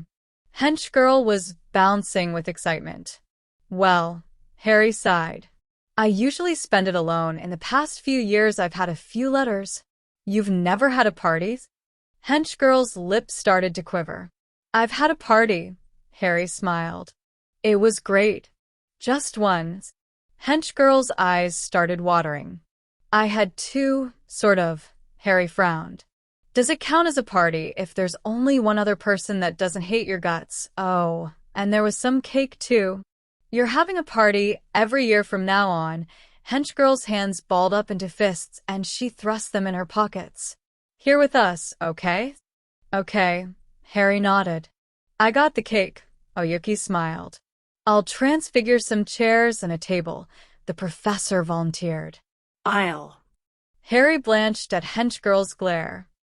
Just stand around and enjoy my birthday. That's right, Henchgirl nodded. What kind of cake is that, Oyuki? It's a baked Alaska, Oyuki smiled. What else? So this is what it's like to have a family, Harry mused to himself as he ate his portion of cake. Have you given any thought of what you're going to do with your Nundu? The doctor smiled across the table. No, Harry shook his head. Why? I was hoping that you'd be willing to leave it here, the doctor smiled. I've decided to stay so I can personally oversee the construction of my hospital, and I'd like to keep the Nundu around so I can continue my research. Is there a place to keep it around here? Harry looked around. I had the workers construct something temporary while you were putting the wards up, the architect nodded. Temporary in the sense that it'll only last a few hundred years, Oyuki giggled. The houses he put up to house us are quite shoddy, a few good hurricanes and a dozen earthquakes, and they'd fall to the ground. I told you that you'll be getting more permanent quarters in the fortress when I have that built, the architect groused. You only need to wait a few months. I'm just playing with you, Oyuki smiled. Anyone else would have considered what we have to be good enough. Oh, the architect turned back to his cake. What do you need to do in America? Harry turned towards the professor and Henchgirl. We have a convention we'd like to attend, the professor smiled. It shows all the newest advancements in magical law enforcement and military spells and equipment, Henchgirl smiled. Not to mention the strong civilian contingent, the professor nodded. The Americans are much more interested in dueling and lethal spells than most other groups of people. We're presenting a few things, Henchgirl smiled.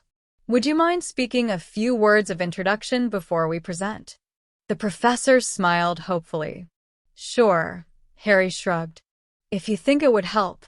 36. Trip to Sin City. Hey, Bruce.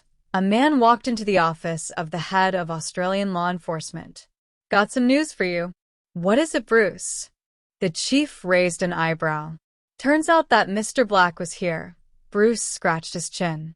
Got into a fist fight with a Roo and won. Anything else? The chief yawned. Found a few mil in opals, Bruce shrugged. And the bushmen have been seeing dingoes. Chewing on some strange white masks around the area that Mr. Black was thought to have been. Right, no worries. The chief shrugged. Let's go get a beer. Good idea, Bruce nodded. I'll ask Bruce and Bruce if they can come along. I think Bruce might be off too. See if Bruce is out of the hospital. The chief nodded. Might as well have the whole department come along. We're here. Henchgirl stuck her head through Harry's door. How'd you do that? Harry blinked. It's a new spell I'm working on. Henchgirl smiled. Think how fun and useful it will be to be able to walk through walls. I guess. Harry put down his book and put on his coat. Let's go. Okay.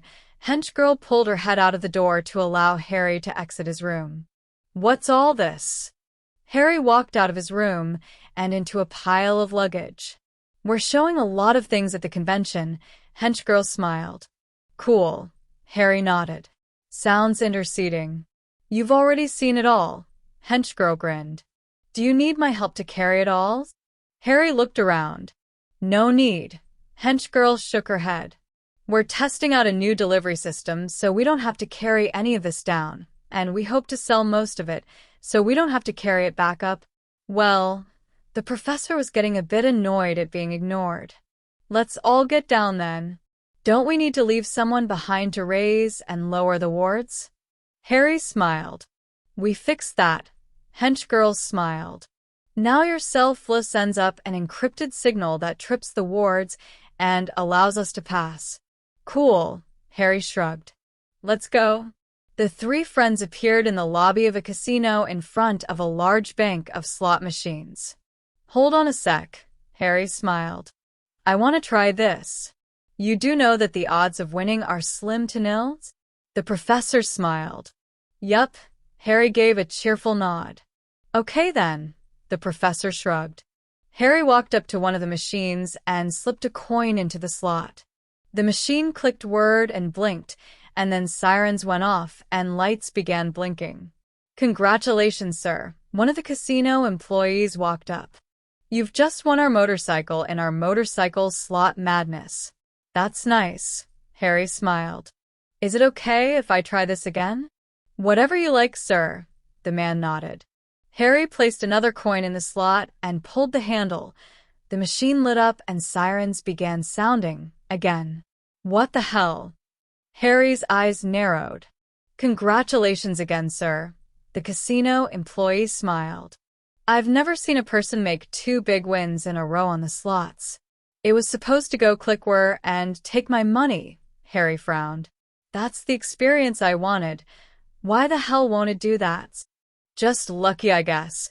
The casino employee had dealt with people stranger than this and kept his composure. Perhaps if you try again?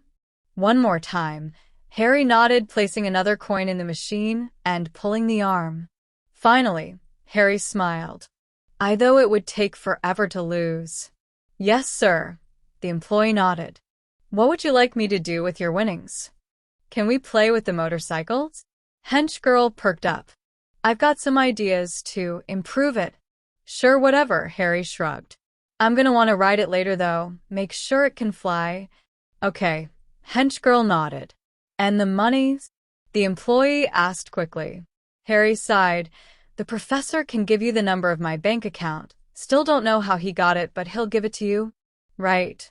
The employee nodded. Then enjoy your stay with us. Thanks, Harry nodded. I guess I'll be in the convention, if anyone needs me. I'm coming too, Hench girl nodded. Let the professor deal with the money problems. And happy to do it, the professor smiled. Hench girl and Harry wandered towards the defense convention, and the casino employee turned to the professor. May I ask why he was disappointed that he won twice in a row? He just wanted a normal gambling experience, the professor smiled. Who wins at slots? I see. The employee blinked. Who do I put down as the winner? Mr. Black, the professor grinned. I'll give you the information needed to deposit it into his account in just a minute. Ah, the employee nodded. That explained everything. The master has ordered us to go after Black again, Wormtail sagged. He says that if we stop trying to kill Black, we'll be seen as weak. The assorted Death Eaters shared worried glances, and several made plans to turn themselves in. You 3, Peter gave a disinterested wave. Come with me. Harry and Hench girl spent several minutes looking through the assorted booths and networking before it all became a bit tedious. I'm going to go get something to drink, Harry smiled. Wanna come? Sure, Hench girl nodded. Let's go. Harry and Hench girl made their way to one of the casino's bars, and Harry ordered himself a drink. And for you? The bartender turned to Hench girl. Give me a soda water, Hench girl nodded. And a teaspoon of salt, half a tablespoon of brown sugar, a shot glass full of lime juice, and 3 grams of lemon zest. Right away, the confused bartender wandered off to procure Hench girl's order. I prefer to make my own drinks, Hench girl shrugged. They taste better than anything he could make. Well, Harry blinked. You're a potions mistress. That's right, Hench girl nodded. I am. Do you have any plans for the convention? I was just planning to wander around and see what I could see, Harry smiled. Maybe check out one of the other conventions in the hotel. Sounds like fun, Hench girl nodded. There are some interesting conventions in the casino, and I'm sure there are a few parties to go to.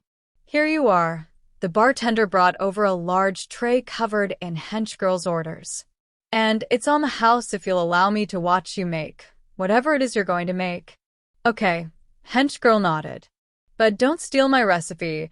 I'd be happy to sell it to the casino, but I don't want it used without my permission. Of course not, the bartender nodded. I just had to know what you were going to do. Okay, Hench girl spent several minutes mixing her drink. And you end up with a citrus soda that's much better than anything on the market. Wonderful, the bartender nodded. I think I might be able to convince my boss to buy this from you. What was your name again? Henchgirl. Henchgirl smiled.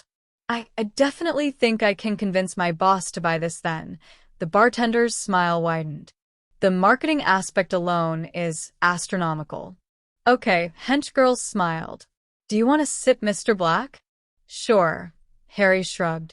Grabbing the glass, Harry took a short sip. It's good. Thanks for letting me try it. No problem. Henchgirl smiled. Harry glanced in the mirror. We might want to get back to the convention. Why? Henchgirl blinked. Because I think I recognize one of the people at that table, Harry smirked. And I want to mess with his head. Might be best if we leave the bar after I set things into motion. Okay, Henchgirl nodded. Harry raised a finger to signal the bartender. Yes, sirs? The bartender asked politely. Is that Mad-Eye Moody at that table over there? Harry asked with a grin. I believe it is, sir. Why do you ask? Just wanted to make sure. Harry gave a sadistic grin and tossed a bag of coins on the table. Buy the table a round of drinks and give Moody a message for me, would you? Of course, sir. The bartender made the bag disappear. And who may I say the message is from? Harry gave an evil grin. Mr. Black. I understand, sir. The bartender nodded. What was the message you wanted to send? And get this, the Italian drained half his glass. He was carrying a dagger that was over 2,000 years old, as no wonder he spotted all our tales. We were following the man that taught Flammel how to make his bloody stone. Nothing. One of the Japanese shook his head. I saw Black. I'm sorry to interrupt you, gentlemen. The bartender placed a tray with several glasses and one bottle on the table. But someone has bought you all a round of drinks. Who? Moody and half the table eyed the bartender suspiciously. Look at the label on the bottle. Moody squinted at the offending object and began to read aloud. Johnny Walker. Black. He also wanted me to give you a message, sir. What's that? Moody's eye was spinning as he attempted to find one of the most feared men in the world. Constant vigilance. Harry and Henchgirl giggled as they walked out of the bar, imagining the expression on Moody's face when he got the message. Sorry to interrupt. A man walked up with a smile. But you wouldn't happen to be Mr. Black and Henchgirl, would you? Yes, why? Harry nodded. Because you're scheduled to speak in about 3 minutes. The man waved Harry towards a raised platform with a podium. What do you want me to say? Harry asked nervously as he followed the man to the stage. Just tell them what your favorite spell is and why. The man shrugged. And then step off the stage so that the professor and Henchgirl can present their products. I can do that. Harry nodded. Then do it. The man smiled. And now on behalf of Black Inc., we have Mr. Black, who will give us a few words before we bring out his colleagues. The man gave Harry a short introduction. Harry walked up to the podium and cleared his throat. In my opinion, Harry began, the purpose of law enforcement is to defend the public from every dangerous and psychotic idiot that would do them harm. My favorite spell for this is... A group of Death Eaters appearing on the raised platform next to Harry caused him to lose his train of thought. The thousands of magical law enforcement, military, defense contractors, and armed civilians watching Harry's speech blinked in surprise. Prepare to die, one of the dumber Death Eaters threatened. These are those idiots that I've been telling you about. Harry couldn't believe what was happening. Notice the dark robes and white masks. Flee before the might of the Dark Lord. Another dim Death Eater tried. I didn't call them here. Harry looked around the room.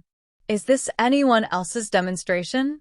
The convention-goers eyed each other and drew their wands. Well. Harry looked around. I guess the only thing to say here is fire when ready. The room lit up as nearly every spell known to wizard kind was flung at the Death Eaters.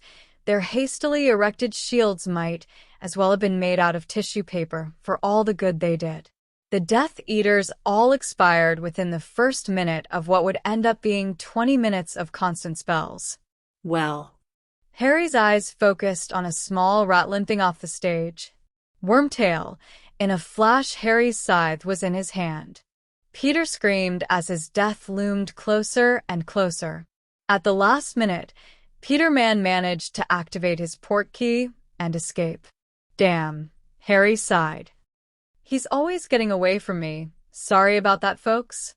The assorted convention-goers stared at Harry's scythe in shock. As I was saying, I've found the most useful spell for everyday dueling to be the Reductor Curse. It is easy and quick to cast. It is legal in every country, and it will put a man down quickly. Not many people can move with a large chunk missing from their chest. Thank you. The audience applauded enthusiastically, and Harry took a bow before he stepped off the stage. With a tough job of following Mr. Black's rather impressive performance, the announcer paused to let the laughter die down. Is the professor and hench girl, the head researcher and head potions mistress of Black Ink. Seconds after Harry left the stage, dozens of operatives for dozens of agencies rushed to find semi-private locations to make their reports. This is Secret Agent 86 calling control. Come in, control. A man whispered into his cell phone. This is headquarters, a female voice replied. And I've told you to stop reporting in like that. It stopped being funny after the third time. Still amuses me, so I'm still going to use it. The man smirked. What was so important that you ducked out early to report it? The woman's voice sounded bored. Our information that Mr. Black would speak was correct, the man whispered. And our speculation that he'd provide a bit of entertainment was also correct. I've never seen so many spells cast at once. I'm still failing to understand what was so important that you had to report in now. The female voice was starting to sound annoyed. After the battle, Mr. Black focused on a small rat and attempted to kill it with a large scythe. The man's tone turned smug. The rat escaped by activating a port key. Mr. Black then apologized and mentioned that he'd been after that rat for quite some time and that it was always getting away. It is pure speculation on my part, but I know of only one figure that is said to use a scythe to reap his victims. I see. The female voice paused. Return to the convention and report any other items of interest. You also have permission to buy anything you desire from Mr. Black's company. Control out. I knew I'd be able to get her to do that if I kept pestering her. The man gave a satisfied grin. I'll be placing myself in terrible danger if I continue my attempts to get her to make more references like that. And loving it, huh? 37, high noon. Harry spent a few more minutes wandering around the defense show before it all got tedious, and he decided to see what else the hotel had to offer. Upon wandering out of the massive convention hall, the first thing he saw was several people dressed in outdated costumes much more detailed than those worn by the average pureblood. Excuse me, Harry walked up to a girl in a colorful saloon girl outfit. Yes. The woman twirled her parasol. What can I do for you? Harry focused on the woman's face. I don't mean to be rude, but, well, why is everyone dressed like it was 100 years ago? We're part of the Single Action Shooting Society. The woman patted Harry on the cheek. Magical branch, it's better known as cowboy action shooting. So, you all dress up like cowboys and have fun? Harry perked up. Yes, the woman nodded. I guess that's one way of looking at it. Can I play too? Harry's eyes lit up. It sounds like fun, and I have a couple hours to kill. Sure, the woman nodded. Come on. Harry followed the woman down a hall and to a large set of double doors. The casino set up a portal to a small town in Colorado. The woman smiled. It's one of those enclaves that hasn't changed much in the last 100 or so years. One of those enclaves? Harry followed the woman through the door, and his jaw dropped in shock. In front of him was a town that wouldn't have been out of place in the Old West. There are more of these? Quite a few, the woman nodded. Scattered around the western states, most of the inhabitants are magical, but there are a few that, well, you just can't tell. There are even rumors that some of the tribes withdrew to some hidden valley or patch of forest and warded the area so heavily that no one will ever find them. Wow. Harry looked around. Most of us enjoy access to modern amenities, so we'll only do this sort of thing on weekends and conventions like this. Then we go home. But for some, it's their life. The woman smiled over at Harry. Don't worry about your appearance. You can buy a period outfit later if you decide you like this sort of thing. My outfit. Harry looked down and watched his clothes change into something more appropriate. Won't be a problem. Nice trick, the woman smiled.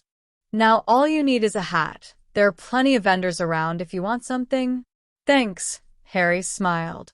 I'm gonna go explore. See you later. Have fun, the woman waved. Harry walked up and down the dusty street a few times before finally wandering into the town's small general store. Can I help ya? A grizzled old man standing behind the counter peered out. I need a hat, Harry smiled. Can I buy one here? Sure can, the old man nodded. And anything else you need? What do you need to do what everyone else is doing? Harry scratched his chin. A pistol would be all you need to start with, the grizzled old man shrugged. I don't have much contact with them. They roll into town a couple times a year, and then they roll out and things get peaceful again. Oh, Harry nodded. What kind of pistol should I get? Colt single-action army always feels good in the hand. The old man smiled. A Smith & Wesson Schofield or Russian could also be a good choice. Okay, Harry licked his lips. What do you recommend? I always thought a single-action army had the best feel. The old man shrugged. And it is the gun most people think of when they think of a cowboy gun. I'll get that then, Harry nodded. What caliber do you want it in? The old man smirked. Caliber? Harry scratched his chin. It's a way of measuring the diameter of a bullet. The old man grinned. For example, in theory 50 caliber would be about half an inch. Oh, Harry gave a slow nod. What do you suggest? Well, the old man pulled a few bullets out from under the counter. I'd pick one of these three. The first one is a .45 caliber, sometimes called a .45 long, used to be the Army's pistol caliber, and it still has a following. The second is a .44-40. That means that it is a .44 caliber bullet over 40 grains of black powder. It's basically a .45 case necked down to .44 caliber. See the way the case tapers down? Yeah, Harry nodded. What's the third one? The third one is a .38-40. The old man smirked. Can you tell me what that means? 38 caliber over 40 grains of black powder? Harry shrugged. Yep, the old man nodded. The thing you got to remember is that caliber isn't always correct. They'll sometimes fudge the numbers a bit to make a round number. For example, the .38-40's bullets have a diameter of .401 and the .44-40 has a diameter of .427. So, what do you think I should get? Harry scratched his chin. Depends on what you want to do with it. The old shopkeep scratched his chin. If you want to compete, then all of them would work good. If you want to pair it with a rifle, then I'd recommend either the .38-40 or the .44-40 because of the taper. If you want to do anything else with it, then I'd recommend the .45 long because the ammunition is much more available these days. I'll take the .45 long then, Harry sighed. I'd like to say that I'll just compete with this thing, but my life isn't that lucky. I see. The old man reached behind the counter. Take this then. It's basically an old single-action army, but it's got a few improvements. Like what? Harry regarded the pistol with more than a bit of interest. Replacing flat springs with coil springs, the ability to load all 6 rounds safely.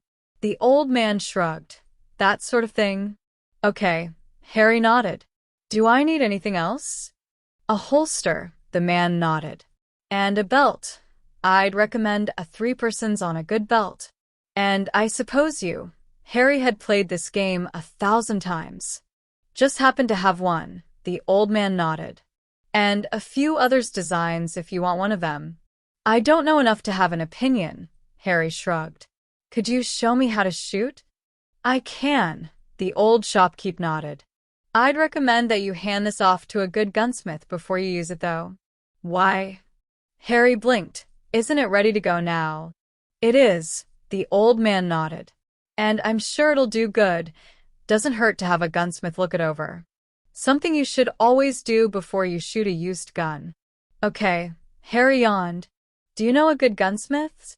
One of the prospectors that drifts in and out of town is a gunsmith, the shopkeeper nodded. You'll find him sitting out front next to the wooden Indian. Harry walked out and found a man with a beat-up old hat sitting on a bench in front of the store. Excuse me? Harry nodded. Y'all hear about the mine? Two eyes squinted out from under the brim of the hat. I was hoping you could look over my new pistol, Harry shrugged. They told me you were a gunsmith. And a miner, the man nodded. When you need it? Later today, Harry shrugged. I wanted to try my hand at competing in the contest. Not much time to work then, the man frowned. But I suppose I have time to smooth the action and lap the barrels. Harry didn't have a clue what the man was talking about. I also have to have a few hours to learn to shoot. Borrow another gun while I work then. The man spat at a dust devil. Okay, Harry nodded. I think I can do that. What were you saying about a mine? There's two. The man held up a gloved finger. The first is mine, and I ain't sellin'. And the second? Harry blinked. Second's been lost for years. The man shrugged. And you won't find it less one of them wants you to. Okay, Harry nodded. Why did you think I wanted to talk about a mine? 'Cause some no-good sidewindin' yellow-bellied galit's been trying to take my mine, the man spat again. And I ain't gonna give it to him. Thought you might hop in one of his men. Sorry about that. No problem, Harry shrugged. Any way I can help. Mister? Ed, and no, not less you have the power to drive off a developer. Ed shrugged. Lousy bastard wants to put a ski resort on my property and turn this town into another cesspool of Eastern money. I might be able to help with that. Harry nodded. Know anyone that can send a message to this guy? Yeah, I know someone that'll get a message to that no-good yellow belly. Don't know that it'll do any good. Who? Harry smiled. Feller in the saloon named Blix, Ed spat again. He's the dumb, ugly one. Can't miss him. Thanks, Harry smiled. One question though. Why don't you just sell to him and get a new place to live? I wash born here and I wash raised here, and dadgummit, I'm gonna die here, and no sidewindin' bushwhackin', hornswagglin', cracker croaker is gonna ruin me besen cutter. Harry blinked. Translator didn't seem to get that last part. The shopkeeper has my pistol. I'll go talk to Blix and see if I can set up a meeting. Harry walked up the street and to the saloon. Taking a deep breath, Harry pushed through the batwing doors and walked to the bar. I'm looking for a man named Blix, Harry yawned. I need to send a message to his boss. What do you need to say? A large, ugly man rose from one of the bar stools and glared down at Harry. I want to buy him out, Harry smirked. It'd be a shame to let this old town die. In my opinion, there are already too many soulless yuppie playgrounds. No need to make another. Your opinion don't mean nothing to me. The large man popped his knuckles. Now get out. I really think that this is something that you should pass on to your boss. Harry sighed. It had to happen. I don't. Blix balled his fist and took a swing at Harry's jaw. You don't want to do this. Harry stepped to one side. Yes, I do. Blix took another swing. Now stand still. Fine. Harry's hand whipped out, and he jabbed the man in the stomach. Blix fell to the ground and started coughing. I'll get you for this. That's what they all say. Harry frowned. That was easy. You're dead. Blix glared up at Harry. When I tell my boss, he'll send a dozen men here to kill you. Just be sure to tell him my offer. Harry walked out of the bar with a strange expression on his face. How in the hell had he stopped such a large man with such a light blow? I'll tell him, Blix called out as Harry left. And you better be here when he comes with his men, or we'll burn the town down and come looking for you. Whatever. Harry shook his head. You'd heard one death threat. You'd heard them all. Harry walked back to the store and up to the counter. How'd things go? The old shopkeeper raised an eyebrow. Heard you were going to go talk to Blix? He didn't want to pass my message to his boss. Harry yawned. So I explained to him that I really wanted to talk to his boss, and he agreed that he'd take my message, just like that. The old man raised an eyebrow. Well, Harry scratched his chin. He did say something about calling me out. I wouldn't worry about it, though. If you say so, the shopkeeper shrugged. Let's show you how to use a pistol. And get a hat. Harry smirked. Forgot to do that. What kind of hat would you like? The old man smirked. It's a personal choice, so take your time. No advice on what to buy this time? Harry chuckled. Beaver felt is the best stuff. The old man waved his hand. Other than that, it all goes. That one. Harry pointed to a black Stetson with a turned-down brim. Okay. The old man grabbed the hat and put it on the counter. Any reason why you chose that one? Reminds me of something I saw on TV when I was a child. Harry sighed. I watched it through a crack, and it's something that made me happy at a time when I didn't have much to be happy about. That's as good a reason as any. The old shopkeeper nodded. Let me just grab one thing, and your outfit will be perfect. Sure, Harry nodded. And then can you show me how to shoot? How to draw and fire? The old man nodded. What did you say your name was again? Mr. Black. Harry put his new hat on with a grin. Then here you are, Mr. Black.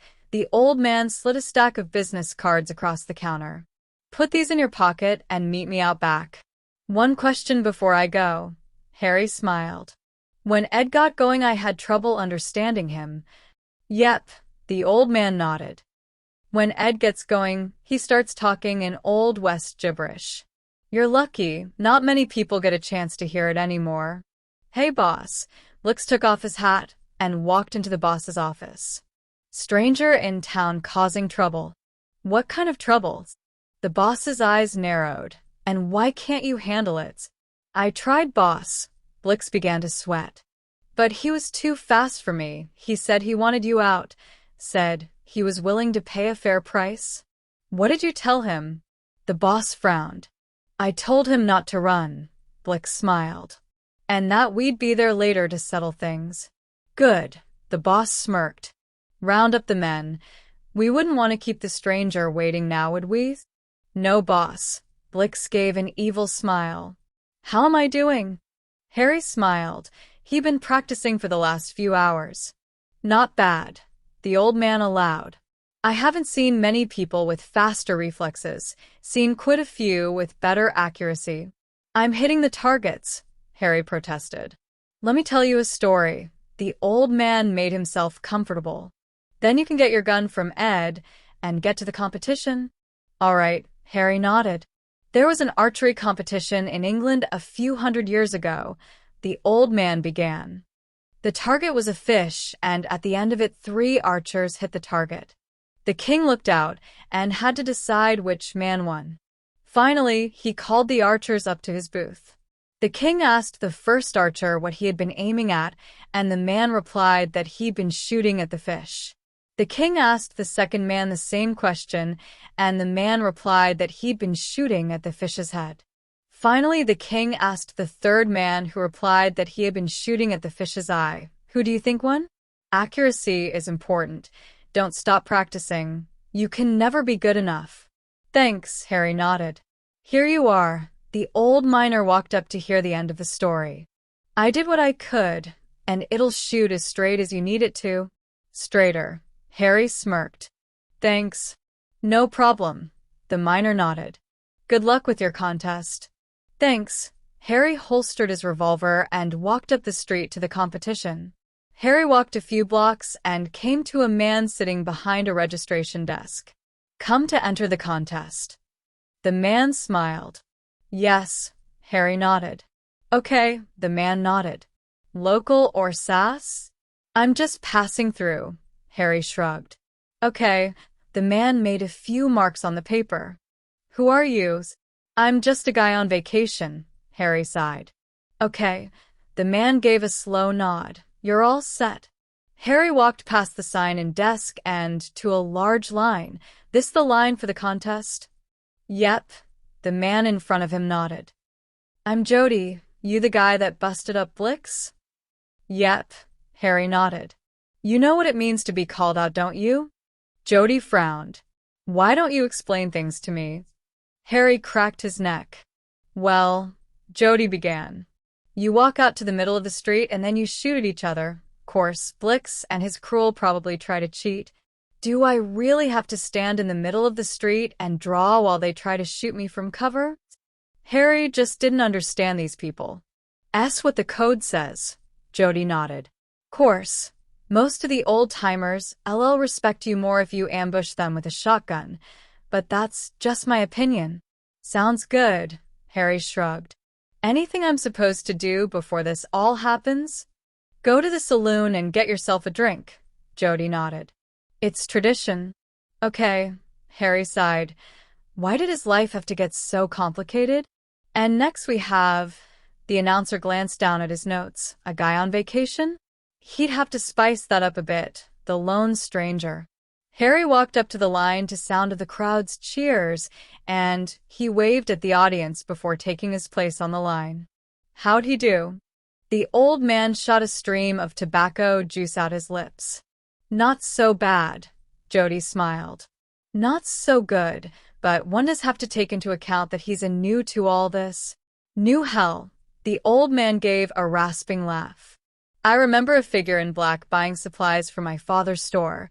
That man was one of the best shots I've ever seen. Can't be him then, Jody chuckled.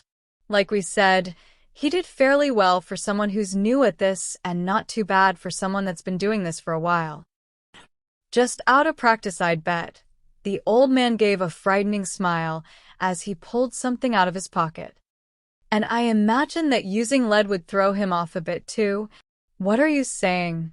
Every legend has its basis in reality. The old man opened his hand to show the small item. It can't be. Jody stared in awe. It is, the old man nodded. A silver bullet puts a whole new perspective on things, don't it? What did you say his name was again? The younger men were stunned at this new piece of information. He's calling himself Black these days. The old shopkeeper smiled. Feel sorry for the feller dumb enough to call him out. Boss. One of the men knocked on the door to the boss's office. I don't think you want to go after that stranger. Why not? The boss raised his eyebrow. You know something I don't?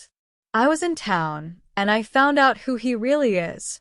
The man wiped a bead of sweat off his forehead. Well. The boss snarled. Out with it.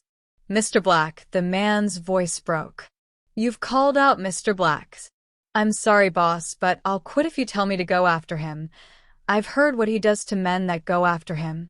That's just what he does when he's in a good mood. The boss nearly lost control of his bladder.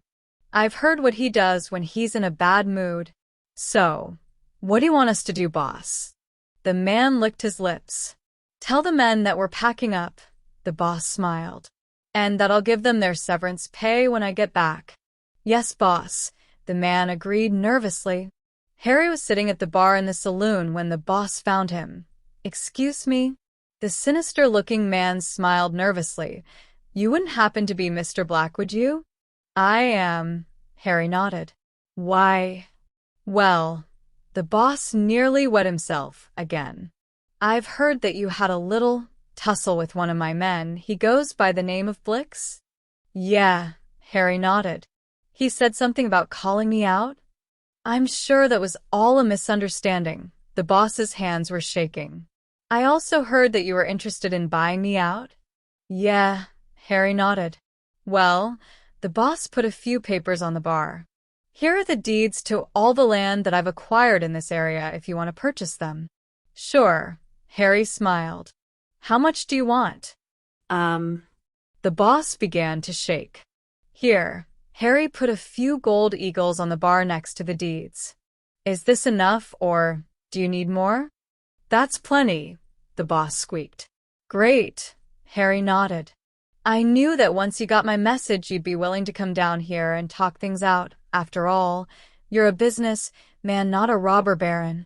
Yes, the boss nodded. If you'll excuse me, I have to go somewhere else now. Have a good day. Harry smiled. What a nice fellow. Right, the bartender picked up a glass and started polishing it. What did you do to him to make him react like that? What do you mean? Harry raised an eyebrow. We just talked. Okay, the bartender shrugged. What do we do if another developer comes? Call me. Harry finished his drink. How do we do that? Here. Harry slid one of his new business cards across the bar. Use this. His business finished, Harry downed his drink and walked out of the bar and back to the portal that would get him to the casino. The bartender picked up Harry's business card and went deathly pale. What is it? Jody asked. It can't be. The bartender shook his head. Let me see. Jody grabbed the business card and examined it closely. Well, every legend has its basis in reality. Have gun will travel. Flo Black. San Francisco. Mr. Black. What in the hell is he? By Luna Govlud. It has recently come to our attention that Mr. Black has been seen using a massive scythe as a weapon, and the question has come up of what exactly Mr. Black is. In the past, it has been reported that Mr. Black is a several thousand-year-old ex-Dark Lord, a living god of fertility, really dangerous, some sort of secret agent, and now the incarnation of death. So I guess the question is Mr. Black the incarnation of death?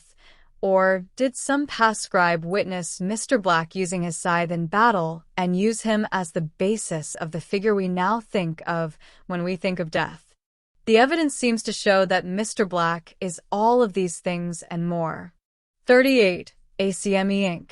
Phil the Death Eater wasn't an idiot. That made him very unique. Another thing that made Phil unique was the fact that he was Muggle-born. Taking a quick look around, Phil quietly made his way out of the Dark Lord's hideout and to the point where he could report to his superiors in the British government. 0.3 seconds after they figured out how to bypass the wards, there would be a gas explosion in the old Riddle house. Phil would have been both surprised and pleased to learn that his dozen or so friends in the ranks of the Dark Lord's army were also working under deep cover, and they all would have been shocked to learn that the only reason that there was no one on guard was because they were all reporting to their superiors. Later, when the various agencies got together to compare notes, the truth would come out. All would agree that such a thing could not be chance, and credit would once again be given to Mr. Black. After all, who else had the power and the cunning to manipulate the Dark Lord's guard rotation to ensure that all the moles had their duty at the same time? Hey, Professor. Harry walked up to the company booth with a smile. How are things going? Quite well, the professor smiled. We've already sold everything we brought down with us, and everything we had stored in the Zeppelin, and given away every brochure and catalog. Henchgirl is out duplicating more brochures and catalogs as we speak. Cool, Harry nodded. On the plus side, the professor grinned. It has given me the opportunity to play with your new motorcycle while you were gone. Cool, Harry nodded. What did you do? It isn't so much what I did as what we did, the professor smiled. Several of my colleagues asked for the opportunity to assist in our exploration of possibility. Huh. Harry blinked. He means that lots of other inventors and developers helped us. Henchgirl staggered in under a massive load of documents. Could you help me with this? Of course. Harry grabbed the boxes out of Henchgirl's arms and set them on the table. Why didn't you shrink these? I did. Henchgirl massaged her sore arms. Demand is that high? Oh. Harry gave a sympathetic nod. Do you need me to stick around? Not at all. The professor shook his head. Henchgirl and I were hoping that you'd test out your new motorcycle. Okay. Harry nodded. What did you do to it? The usual things, Henchgirl shrugged. It can fly, shoot spells, drop oil, revolving license plates. And that's not all, the professor grinned. It gotta be a competition to see who could put the most features in the most parts. Here's the manual. The professor dumped a massive book on the table, charmed to such a small and convenient size. Wow. Harry's eyes widened. Where is it? In my pocket, the man in the neighboring booth spoke up. Frank N. Stein, nice to meet you. Nice to meet you too, Harry nodded. Shrinking charm? Automatic shrinking charm. Frank smiled.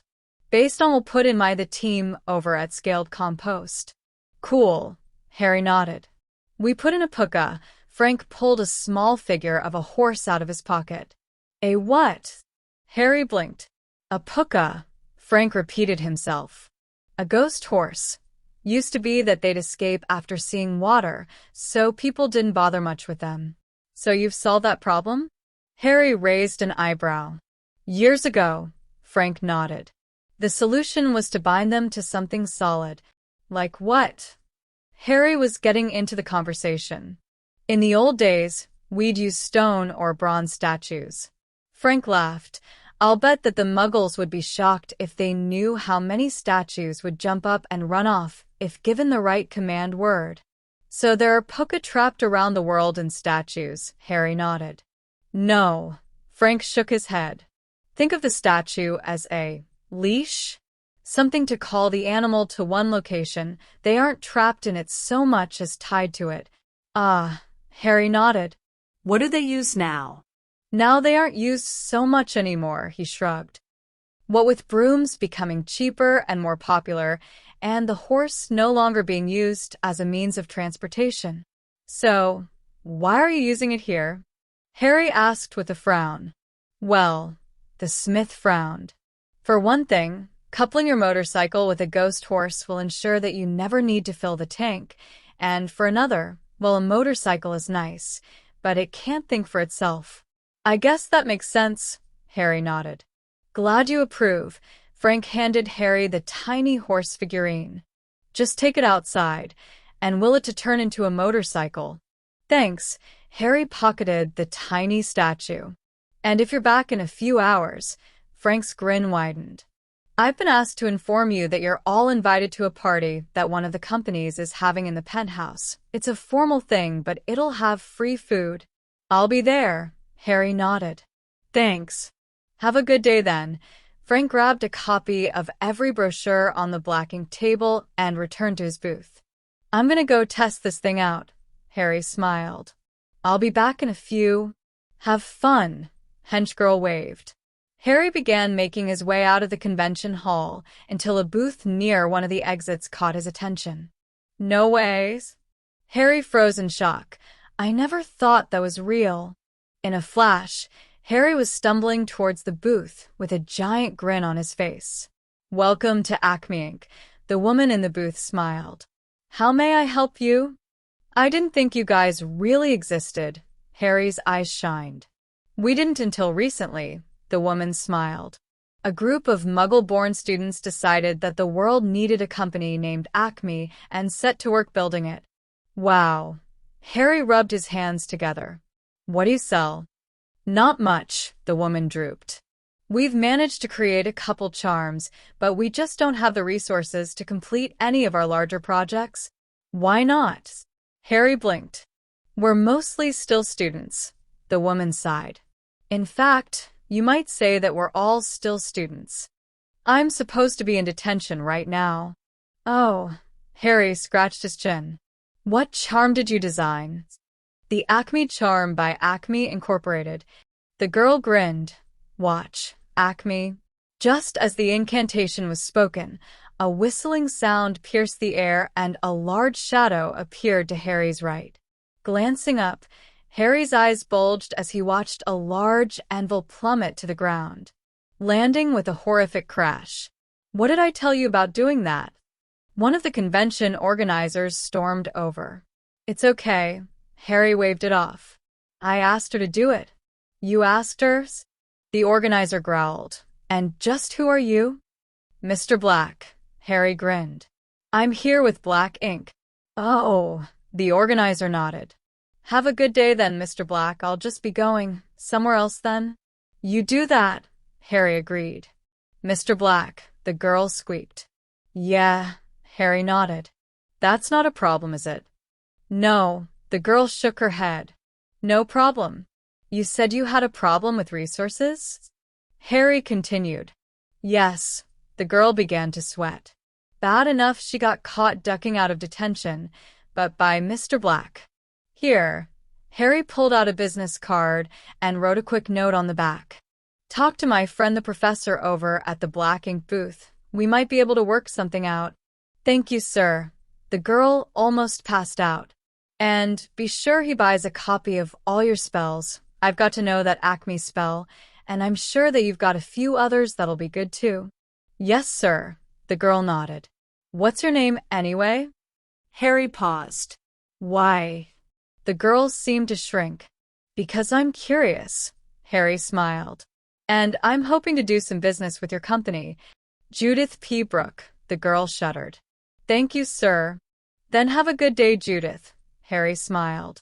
And be sure to stop by my booth to talk to the professor and hench girl. I like what I've seen of your company, and I hope to see more in the future. Yes, sir. Judith was just glad he hadn't told her to go back to school. Harry walked out of the casino with a grin on his face, and with a thought he had his new motorcycle out and ready to ride. One problem: Harry had never ridden a motorcycle before. How hard could it be? Harry shrugged as he straddled the bike. It took Harry a while, but after a few minutes he started to get a feel for his new toy, and in no time, he was blasting down the streets like he'd been riding all his life.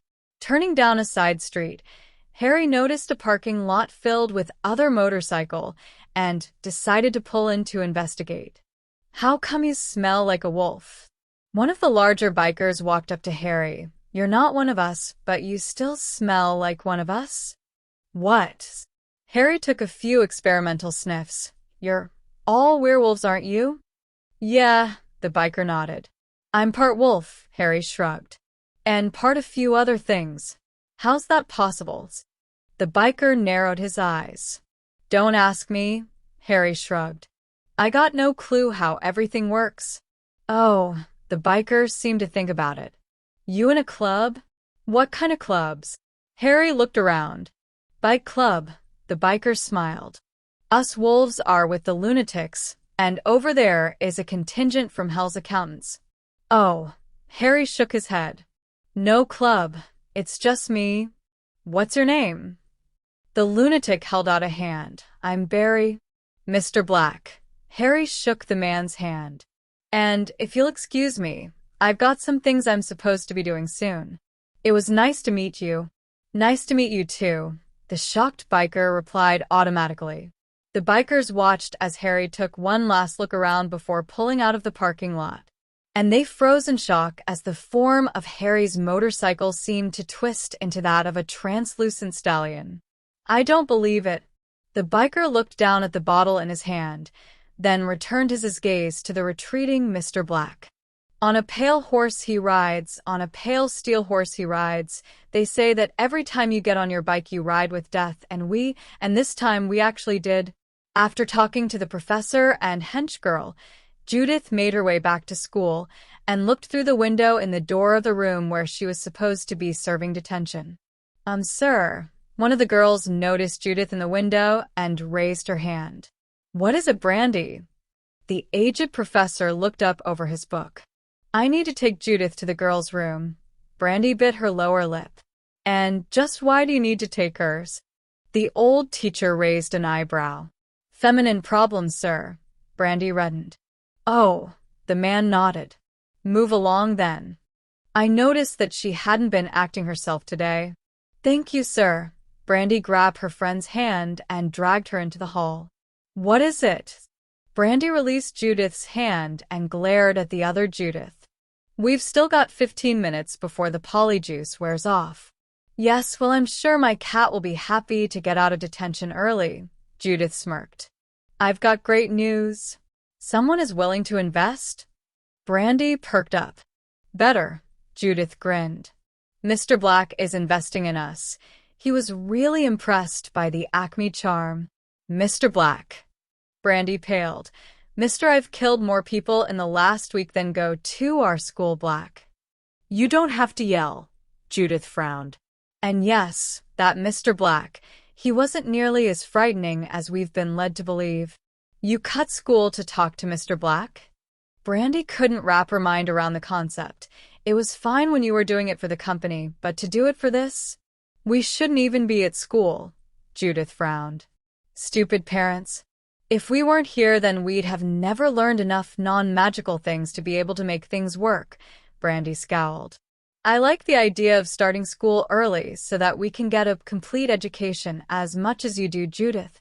But we agreed to do anything to make the company work, Judith nodded. Where are the others? Work detail, Brandy smirked. We're supposed to be cleaning up the school. I managed to get us out of it. How'd you do that? Judith smirked. I told the teacher that you were having feminine problems again, Brandy smiled. Works every time. Why do I always have to be the one that's having problems? Judith frowned. Forget that. Brandy watched as the other Judith shrunk back into a cat. Tell me about Mr. Black. How'd the motorcycle workouts? Henchgirl asked as Harry walked up to the booth. Good, Harry nodded. Really good. I'm glad, Henchgirl smiled. So, want to go up to that parties? Harry glanced around. It looked like the convention was winding down. Nah, Henchgirl shook her head. You go ahead. Okay, Harry gave a slow nod. Are you sure? Yup, Henchgirl nodded. The professor and I are going to a better party with other engineers. Okay then, Harry shrugged. See you in a few. You too, Henchgirl nodded. Harry walked over to a bank of elevators and made his way to the party. Walking up to the entrance, he was stopped by two large men. Name? One of the men raised an eyebrow. Black. Harry sighed. Why couldn't he go to the engineer party? First name? The man froze. Mr. Harry glanced up. Can I go in? Yes, sir. The man nodded quickly. Go right in. Harry walked into the party and straight to the bar. What can I get for you? The bartender looked up. Martini. Harry had been meaning to try that drink. Right away, the bartender placed a glass on the bar. Enjoy? Thanks, Harry nodded. Good evening. A fat man with a jaw like a bulldog greeted Harry. And welcome to my party. Thanks for inviting me. Harry took a sip of his drink. Thank you for coming, Mr. Black, the man nodded. To be quite frank, I'm surprised that you came. Why's that? Harry took another sip of his drink. Because some people have been telling tales that I'm a major figure in organized crime, the man smiled. Oh, Harry shrugged.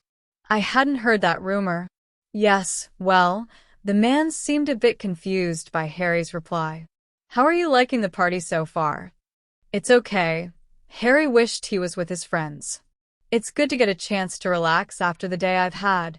Difficult?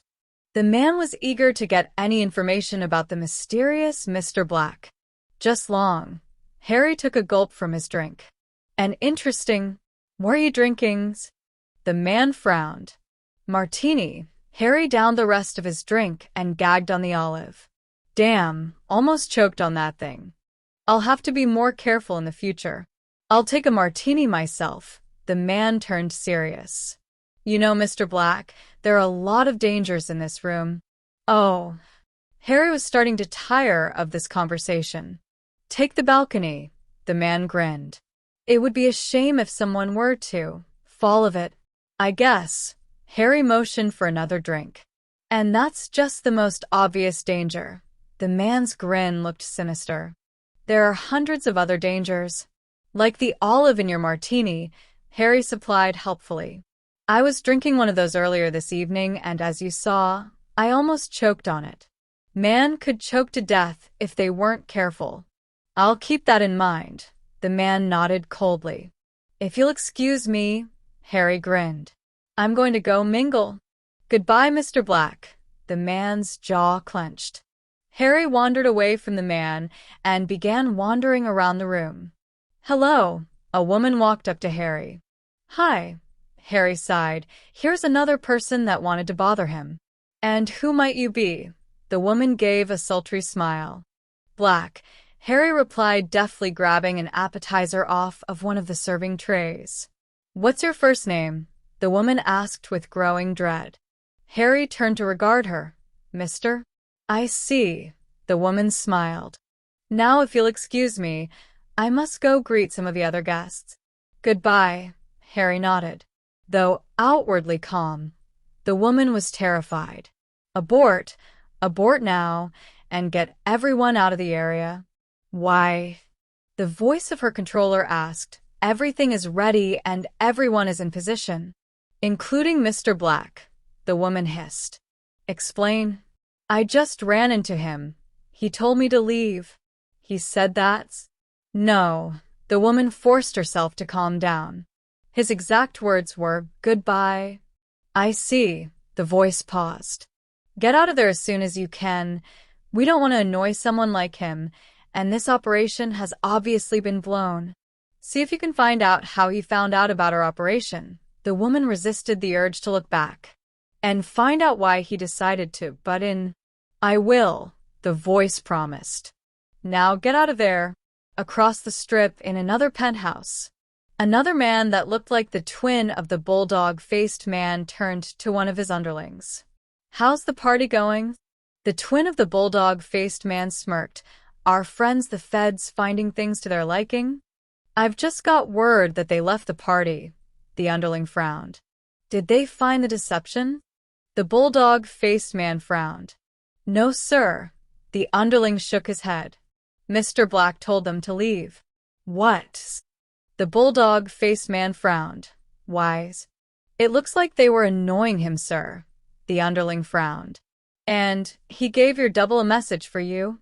What was that? The man leaned forward. Olives are dangerous. The underling began shaking. If you're not careful, then you could choke to death on one. Leave me. The bulldog-faced man watched his underlings leave. As the door closed, the man rose and walked to the bar to mix himself a drink. You wanted to speak with me, sirs? The woman from the party asked nervously. I assume that you had a good reason to call off the operation, Agent Sims? The man raised an eyebrow. Yes, Director. Sims nodded. Mr. Black warned us off. Black. The director's eyes widened. Why would he do that? I don't know, sir. Agent Sims shook her head. The target doesn't follow Black's rules. It doesn't make any sense. The director reached into his pocket and pulled out a phone. 1 second. Yes. I see. Thank you. What is it, sir? Sims blinked. You can end your investigation, the director smiled. And tell your team that they can have the next few days off. Why, sir? Sims blinked. Your target was just found with an olive lodged in his throat. Died in an accident. The director smiled. How? Sims shook her head. I've still got men watching that party. The other guests wouldn't have just let him choke to death in front of them. They didn't. The director shook his head. Looks like the guy at the party is a body double. Looks like you were being played. What? Sims's eyes widened. The actual target was in another hotel across the strip. The director smiled. Made himself a martini and choked on the olive. How do we know that Black was behind this? Sims smirked. Couldn't it have been an accident? Our man on the inside says that Black warned the double to be careful when he drinks martinis. The director smirked. Warned him that he might choke to death on the olive if he didn't watch out. Oh, Sims nodded. There's no way that could be a coincidence. 39. What a long, strange trip it's been. Oh, my head, the professor groaned. Good morning, hench girl smiled. How are you today? Terrible, the professor replied with a wince. Could I get some hangover potion? Nope, hench girl shook her head. We're all out. But I saw you brew 2 bottles of it last night, the professor protested. That was for me and Mr. Black, hench girl replied smugly. Not you. But Mr. Black didn't drink much last night, the professor groaned. And you don't get hangovers. Better safe than sorry, Hench girl was enjoying herself. I had Mr. Black drink his right after I drunk mine. They're filled with vitamins, so it's good to take one now and again, even if you don't have a hangover. But they taste like used socks. The professor was beginning to regret the fact that he was still alive. Why would you want to take them if you didn't have to? Only the ones I give you taste like used socks. Hench girl smiled. Ours taste like whatever I want them to taste like. Today they tasted like strawberry milkshakes. They were yummy. Curse you. The professor buried his head under a pillow. Where are we?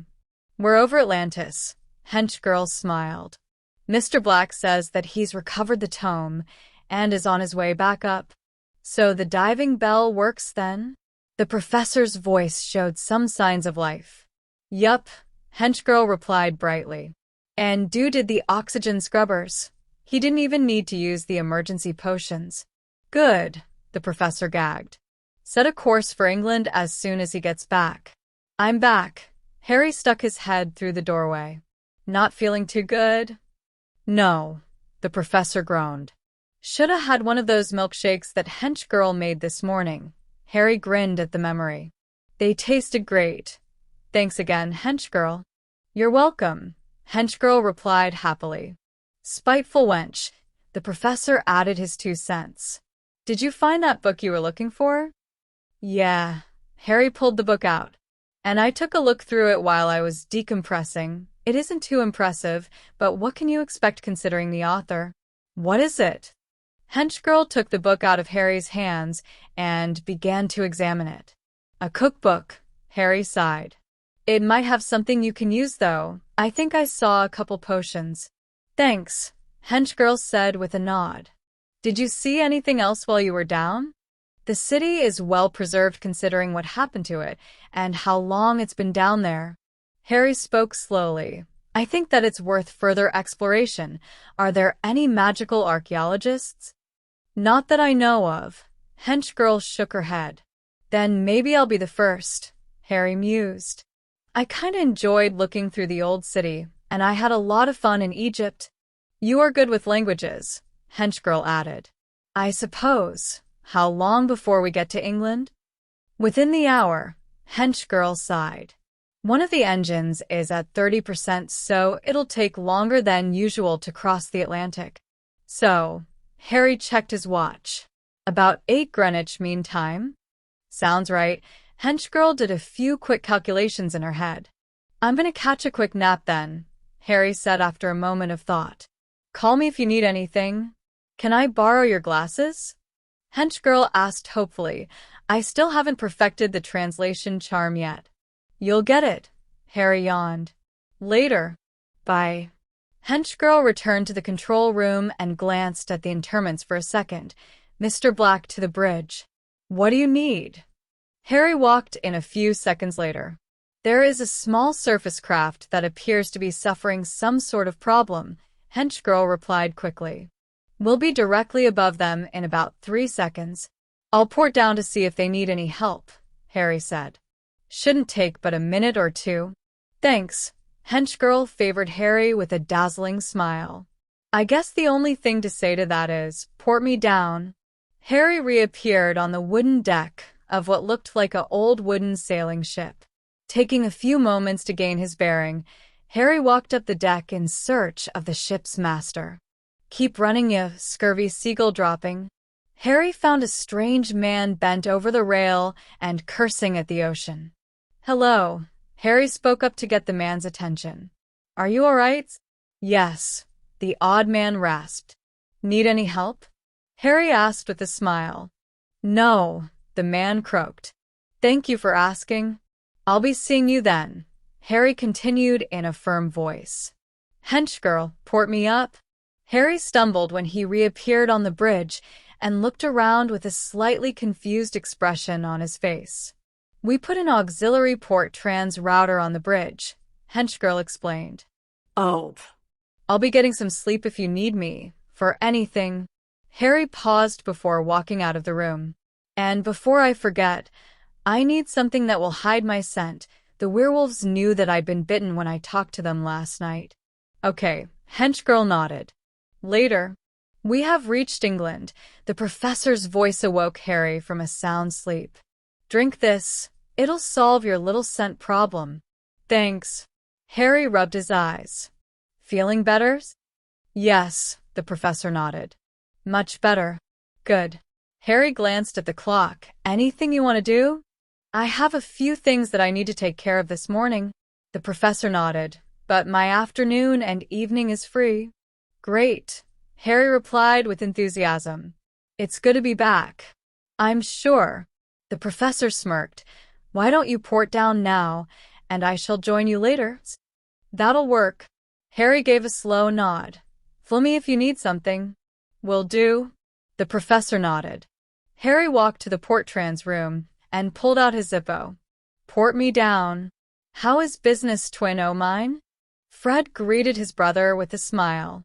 We've just opened, but I have high hopes that things will pick up, George replied.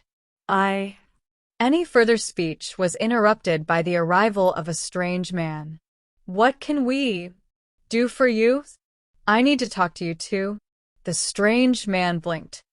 Close the shop for an hour, please. Why should we do that? What's your name? Your age? Your occupation? Your shoe size? Date of birth? Mr. Black.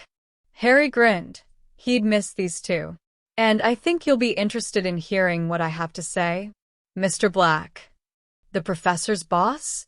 We'll close the shop. First things first, Harry smiled. My name isn't really Mr. Black. We kind of figured that. It's Harry Potter. Harry deactivated his magical items to reveal his face. Hey guys. You're Mr. Black? The 10,000-year-old ex-Dark Lord, destroyer of civilizations, finder of treasure, mysterious super spy, death incarnate, the most dangerous man ever to walk the earth? What? Harry's eyes widened in shock. No, I'm just Harry. Take a look at this, mate, George said with a grin. It's your chocolate frog card. Or rather Mr. Black's chocolate frog card, Fred added. Chocolate frog card. Harry took the card and began reading. Think he really did all those things? George asked his twin. Knowing Harry's? Fred took a moment to think. Yes. I think he did. Boy has the worst luck, George agreed. Well. Harry stared at the chocolate frog card in shock. I guess some of this is one way of looking at it. So you didn't do all those things? George was disappointed. Not all of them. Harry spoke in a shaky voice.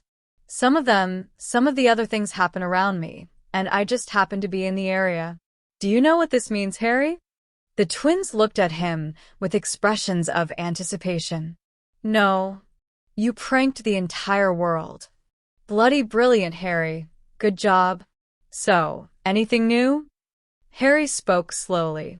That chocolate frog card will help normal people fight off Death Eaters. How does it work?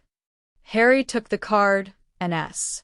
You tap it with your wand, and chocolate shoots out of it, entangling them and rendering them harmless. George finished proudly. And the best part is that it can't be used against us by O.L. Moldy and his crew of goons. It will attack anyone that has a dark mark. Snape will never know what hit him, Fred laughed. Great eye, do you guys feel cold? A little, Fred looked at his twin. Now that you mention it, George walked towards the window. Looks like there are a couple Dementors outside. Damn it, Harry growled. Why does this always happen to me? Just lucky, I guess. Get out there and do your thing. I hate my life, Harry moaned as he reactivated his magical items. Why couldn't I have a nice, quiet life? With a white picket fence, where nothing can bother me except maybe the odd dust bunny. Just lucky, I guess. George shrugged. Harry walked out of the shop and raised his wand, and lowered his wand. On the one hand, if he used his Patronus, then everyone would know that he was Harry Potter, and then the reporters and fans would never let him have a moment to himself. On the other hand, if he didn't use it, then people would die. I really hate my life, Harry mused. Looking down, he noticed that the Mr. Black chocolate frog card was still clenched in his left hand. What the hell? Couldn't hurt. Harry tapped the card with his wand and flicked it towards the dark creatures. About 1 meter from impact, the card exploded. The dark creatures were hit by a hot, sticky, pulsating mass of chocolate. Heads peeked out shop windows and eyes widened in astonishment as the Dementors began screeching. Well, George spoke up as the twins walked out of their shop. How do you like our new invention, Mr. Black? And do you approve of the modifications we made to your standard card? Fred asked with a grin. Good work. Harry nodded. Now, if you'll excuse me, I've got a shopkeeper to severely beat. Once again, the heads in the windows disappeared as the listening merchants crawled under their desks and began to shake, each one hoping that it wasn't him that Mr. Black wanted to talk with. As a consequence of this, most of the shops in Diagon Alley opened 3 hours late, and 10 people wet themselves. 40, repent sinners. Good afternoon, Mr. Black. The shopkeeper didn't even look up as Harry entered. How are you today? Angry. Harry spoke through clenched teeth. I have some things I want to talk to you about, such as the fact that I'm the one who started you on your journey. The shopkeeper nodded. I'll lock up. Why? Have you ever read the Iliad, Mr. Black? The shopkeeper asked. Yes, Harry nodded. And don't bother pretending that you don't know who I am. One must be careful of unwanted ears, the shopkeeper said, glancing around. Do you perhaps remember Cassandra, the woman cursed to see the future but unable to affect it? What do you suppose would happen if she had children and her powers clung to the family line? I have some ideas, Harry allowed. But I think it would be best if you would explain things. We wandered the world for a time, and many of us went mad. The shopkeep hissed. Do you know what it's like to be tormented by images and unable to change them? But we were talking about the family. One day, one of them realized something. They realized that the power that would not allow them to save their empire would allow them an advantage in the business world. So we have a wand maker that always knows your name and can usually find something for you without too much trouble, a series of shopkeepers that know more than they will admit, and always have some sort of item that will turn out to be needed in the future. Harry exhaled. Why me? Was it because of the prophecy? The prophecy is garbage. The shopkeeper waved his hand in dismissal. It's of the sort that's overly vague and only clear after the events have passes. Every day hundreds like it are made, and only a fraction of them prove accurate.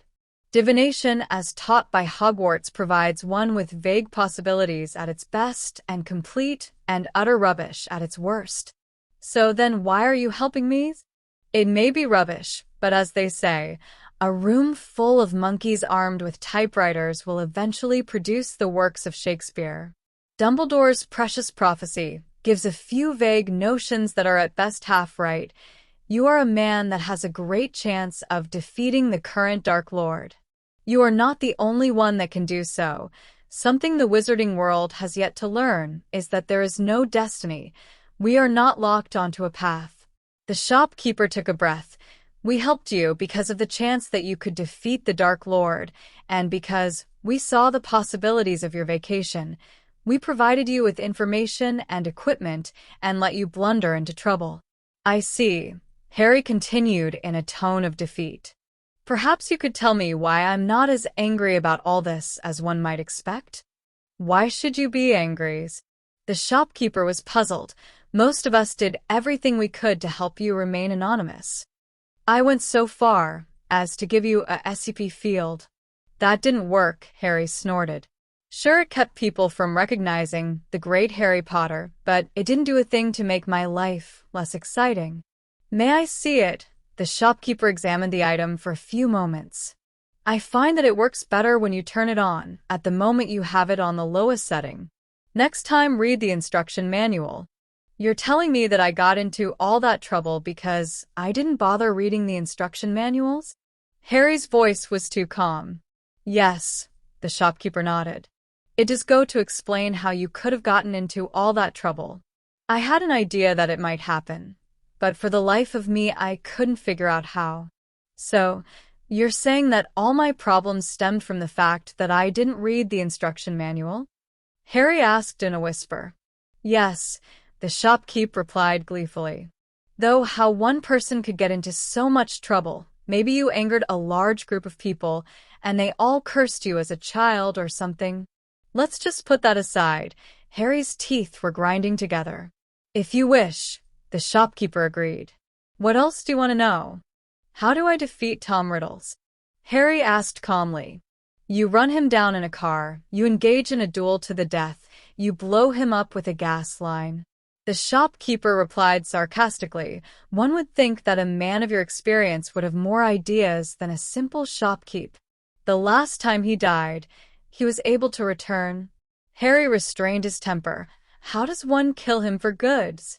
Tom Riddle made a rather large mistake in his quest for immortality. The shopkeeper began to chuckle under his breath. He placed his chance to return into several small items, as is their nature. Many of these items became lost and fell into the hands of my kinsman. All you must do is kill the body and his snake. We shall do the rest. Why didn't you do this last time if it's so easy? Harry asked calmly. One would think that it would have been in your best interest to do this as soon as possible. Because some of these items were kept beyond even our reach, the shopkeeper smiled. That has been taken care of. As I said, kill his body, and we shall do the rest. If the prophecy is garbage. Harry took a breath. Then how come you can't just get Dumbledore to take care of things? Albus Dumbledore is a great man, but he has one major flaw. He loves to manipulate people as if they were chess pieces. Harry finished. No, he can't bring himself to kill anyone. The shopkeeper shrugged, though society doesn't consider that a flaw. But he defeated Grindelwald, Harry protested. How could he do that if he couldn't kill anyone? Albus killed one man and was so horrified by his actions that he has never been able to kill another. The shopkeeper shook his head. That's why he's so insistent on following the prophecy, why the Order is more of an investigative organization, and why he hasn't taken any of the opportunities to kill Tom Riddle. He just can't bring himself to take another life. So he's raised me as his assassin? Harry hissed. He's raised you to fulfill the prophecy, and he tries not to think about what that entails. The shopkeeper corrected. There's a difference. So what now? Harry looked lost. Now that I know, what do I do now? That I can't say, the shopkeeper said gently. But you know the future. Why can't you tell me? Harry demanded. First of all, I don't know the future. I know a dozen or so possible futures, each of which may or may not happen. Hell, none of them might happen. The shopkeeper held up a finger. What's next is up to you. Then what's a possible future? Harry pleaded. Just give me a hint. Severus Snape, the shopkeeper whispered, is in a seedy bar not far from here. He wishes to give Mr. Black an interesting proposal. That's it. That's all I have, the shopkeeper replied sadly. In the best of times we don't get much, and in the worst we get too much and our minds are overcome by images of a future that may never exist. Thank you, Harry said as he turned to leave. One thing before you go. The shopkeeper placed a small box on the table. You might find this useful. Why? Harry eyed the box suspiciously. Because within it is a small bracelet that will make you Harry Potter again, the shopkeeper said slowly. You may not realize it, but you've changed greatly while you were gone. Your friends would have a hard time connecting their image of you with the image of what you've become. An illusion? Much more powerful, but along the same lines, the shopkeeper agreed. Thank you.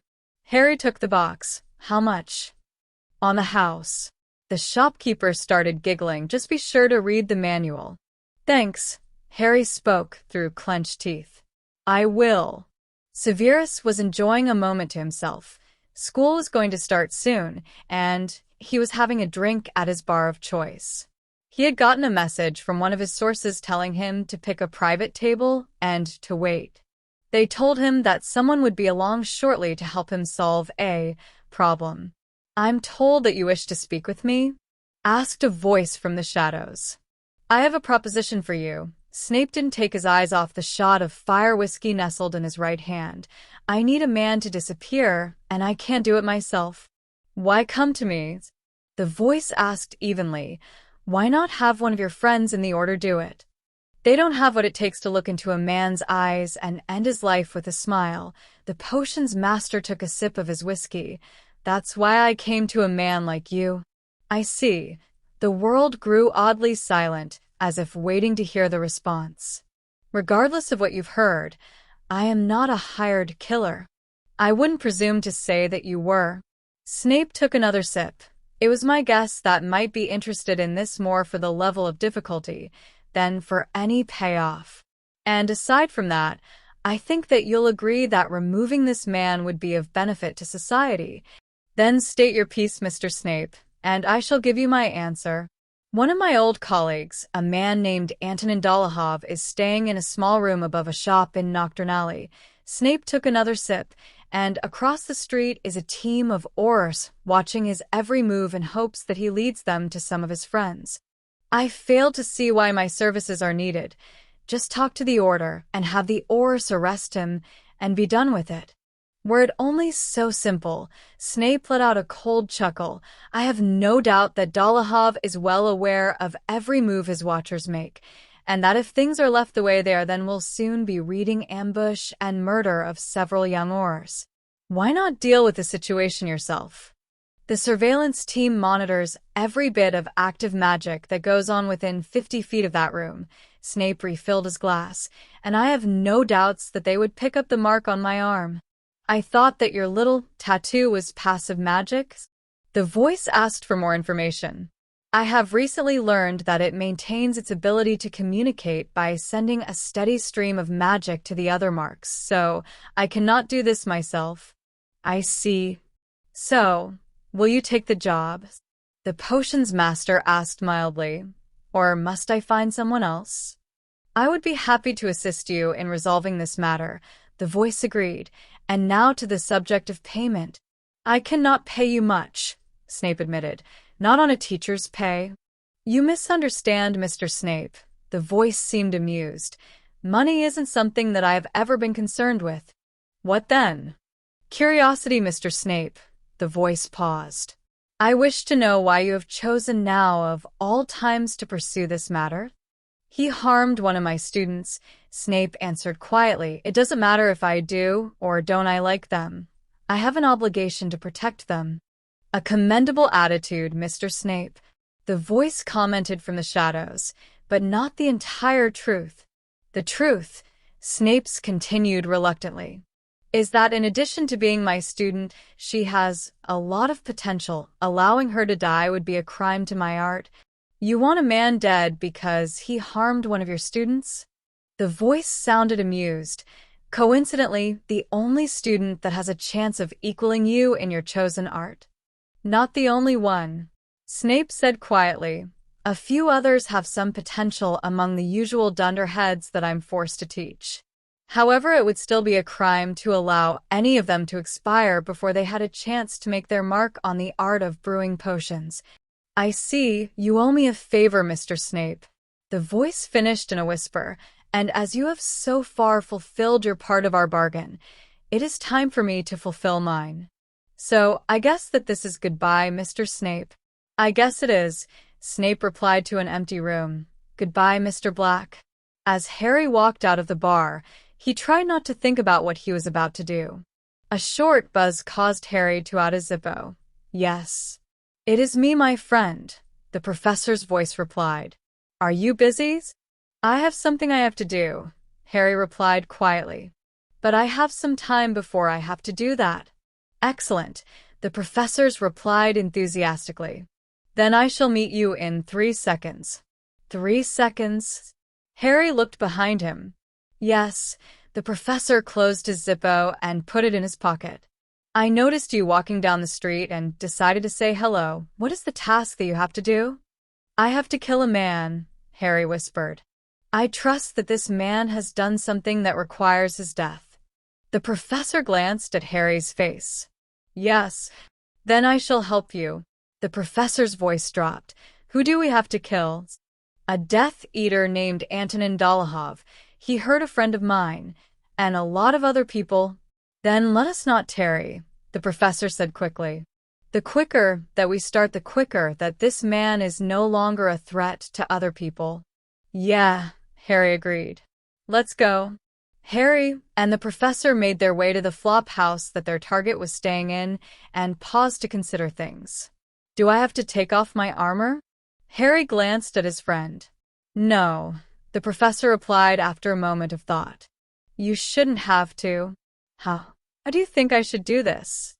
Harry asked as he handed the professor his magical items.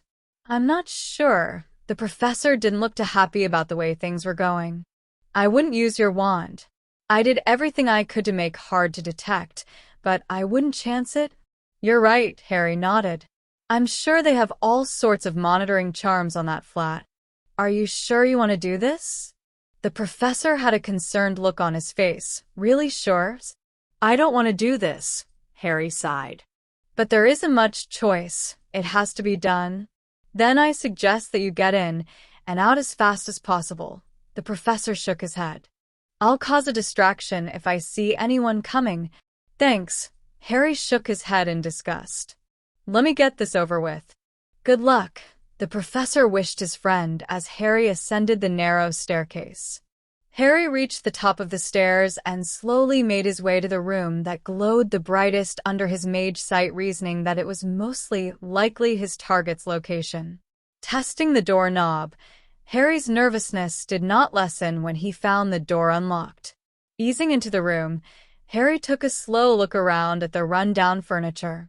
Splashing sounds drew Harry's attention to the bathroom, and Harry made his way to the door and peeked through the crack. Antonin Dolohov was in the tub, and his eyes were closed. He didn't look like he had a care in the world. He looked relaxed, content. Harry took a deep breath and eased open the door. 2 quick steps brought him to the tub, and in a flash he grabbed the man's legs and pulled, forcing the Death Eater's face under the water. Dolohov's scream was muffled by the water, and the Death Eater frantically clawed at the sides of the tub for purchase. Harry pressed his foot into the struggling man's face, forcing his face under the water for the last time. Antonin's struggles began weaker and weaker by the second as his oxygen supply depleted, and after one last frantic attempt to get a breath of life-giving oxygen, he died. He would not be missed. Harry looked down at his handwork and took a deep breath to calm his nerves. Taking one last look around, Harry carefully locked the door and left the apartment. Harry made his way out of the building and back to the professor. Are you all right? The professor asked as his friend exited the building. I don't know, Harry frowned. I'm not sure I like what I've been forced to become. Harry, the professor ignored his friend's look of shock. War does strange things to people. War brings out both the worst and best in people. I can't tell you if what you are doing is right or wrong. All I can say is that you are my friend, and I have never known of a time where you crossed the line. If it helps, tell yourself that you've sacrificed your innocence to protect others from having to do the same thing. Thank you, Harry sighed. How did you find out? You talked a little too much after you got drunk in Germany. The professor managed a weak smile. Hench girl knows, but none of the others have a clue. To them, you are and will always be the mysterious Mr. Black. Thank you. Harry clapped his friend on the shoulder. Let's go. Have I told you about our latest invention? The professor asked, changing the subject. It is a badge that has many strange and unusual powers. Like what? Harry cast a quick drying charm on his leg. Well, the professor began. It has many of the powers of the magical items that you carry, but in a more compact form. It can obscure the face, block most forms of mental manipulation, the usual stuff. Could you send a pair of them to the twins? Harry frowned. That's odd. Yes, I can. The professor replied quickly. What is it, my friend? I know those girls, Harry said. And I think I might know one or two of the Death Eaters that are following them. Are we going to do something about this situation? The professor asked quickly. Yes. Then this might be a good time to hear about our next latest invention. The professor eyed the group of Death Eaters nervously. It's an automatic room cleaning device.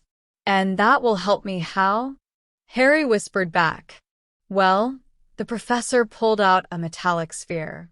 It is a powerful explosive device. What? Harry's eyes widened in shock. How is that supposed to clean a room?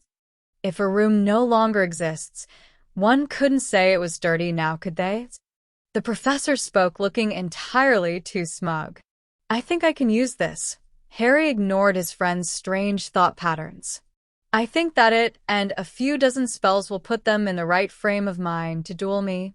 What frame of mind is that? The professor wondered aloud.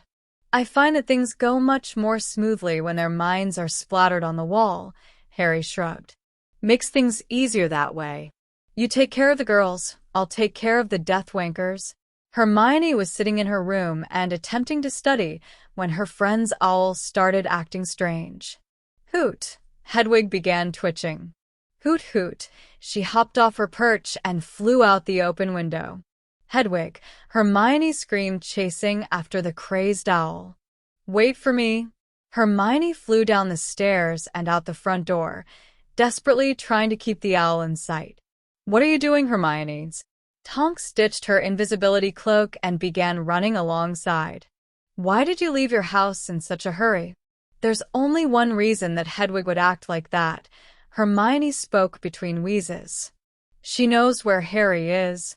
Then why don't we try something more efficient? Tonks stopped, pulled a bottle containing an odd-looking silvery substance out of her pocket, and summoned her invisibility cloak. This another one of the toys that black people put on the market? What is it? Hermione stared at the strange container. I just call it neat silvery flying stuff. Tonks opened the bottle and dumped it on the ground. Hop on? Hermione hesitated for a second before stepping onto the puddle of what looked like mercury. What now? Now we put on my cloak so we don't get noticed and follow that bird, Tonks spoke as she donned the cloak. And away we go. The cloak isn't covering the bottom, Hermione whispered as clutched the older girl. Won't someone see that? Black's people took care of that too, Tonks whispered back. Don't worry, we'll find Harry, and when we do... He's in so much trouble for making us worry like this, Hermione finished. Look, Tonks' voice lightened. She's going into Diagon Alley. Don't let her get away, Hermione commanded. The two girls landed and began to follow the crazed bird on foot through a series of twists and turns. We're close. Hermione scowled. I can feel it. Tonks glanced over her shoulder and frowned. Damn. Don't look behind us, Tonks whispered. We're being followed by at least 2 known Death Eaters, and they have several friends. What do we do? Hermione asked nervously, fingering her wand. We're going to duck down this alley and hope we can loose them on the other side, Tonks replied firmly. All else fails, it will make it easier for me to hold them off while you escape in the invisibility cloak. I'm not going to leave you, Tonks, Hermione replied firmly. I don't abandon my friends. I'm a professional oar, Tonks hissed. And you will do what I say. I'm not about to let my charge get killed because she refused to follow my instructions. Tonks sighed. You're going to escape and get help while I hold them off, Tonks interrupted, glancing over her shoulder. It may not be the most glamorous action, but it is the one that will keep you alive. I was going to say that it looks like this alley has a dead end. Hermione gave a weak smile. Do you have any more silvery flying stuff? I only had the 1 bottle on me. Tonks frowned. You can still escape, and I'll hide under the invisibility cloak until they go away. Hermione offered. I think that it's the best chance we have. I'm not leaving you, Hermione. Tonks turned to face the mouth of the alley. Get under the cloak and... Hello, a small man interrupted. Are you in some sort of trouble? We have several Death Eaters about to follow us into this alley, Tonks replied. So I guess the answer would be yes. Oh my, the small man nodded. Then we had better escape. And how are we supposed to do that? Tonks fought to keep the sarcasm out of her voice. In case you haven't noticed, we are trapped here. No, we're not, the small man disagreed. We'll just leave the same way I came in. How did you come in? Tonks refused to keep her eyes off the mouth of the alley. I used my portable hole, the small man boasted proudly. Mr. Black asked me to check on you, and this seemed like the easiest and fastest way to do it. Mr. Black, Tonks' eyebrows shot up. Why did he want you to check on us?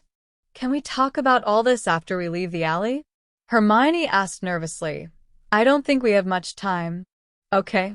The small man agreed, pulling out what looked like a large black silk handkerchief. All we have to do is stick this on the wall and go through it. The small man finished, then walked through the alley wall's new hole. Come on, Hermione. Tonks motioned for her charge to go through the hole. Let's get out of here. The two girls rushed through the hole to find themselves back on the main street. Why did you choose to come here? Hermione questioned the small man. Well, if you look around the corner, you'll see the alley you were trapped in. The small man replied, taking his hole off the wall. And I wanted to watch the massacre. What massacre? Tonks asked suspiciously. Look around the corner. The small man giggled, taking a peek. They're just going into the alley right now. I see it, Tonks nodded. Now what? You see that man in the dark hat that's following them? The small man giggled again. Yeah, why? Tonks squinted to get a better look. Before the small man had a chance to answer, the man in the dark hat threw a small spherical object into the alley. What was that? Tonks asked in confusion.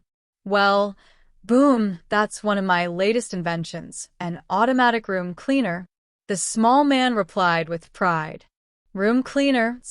Hermione asked nervously. Yes, the small man nodded. If the room doesn't exist, then one could not say that it's not clean. Now what's he doing? Tonks watched as the man in the dark hat stuck his arm in the alley, causing several odd flashes of light.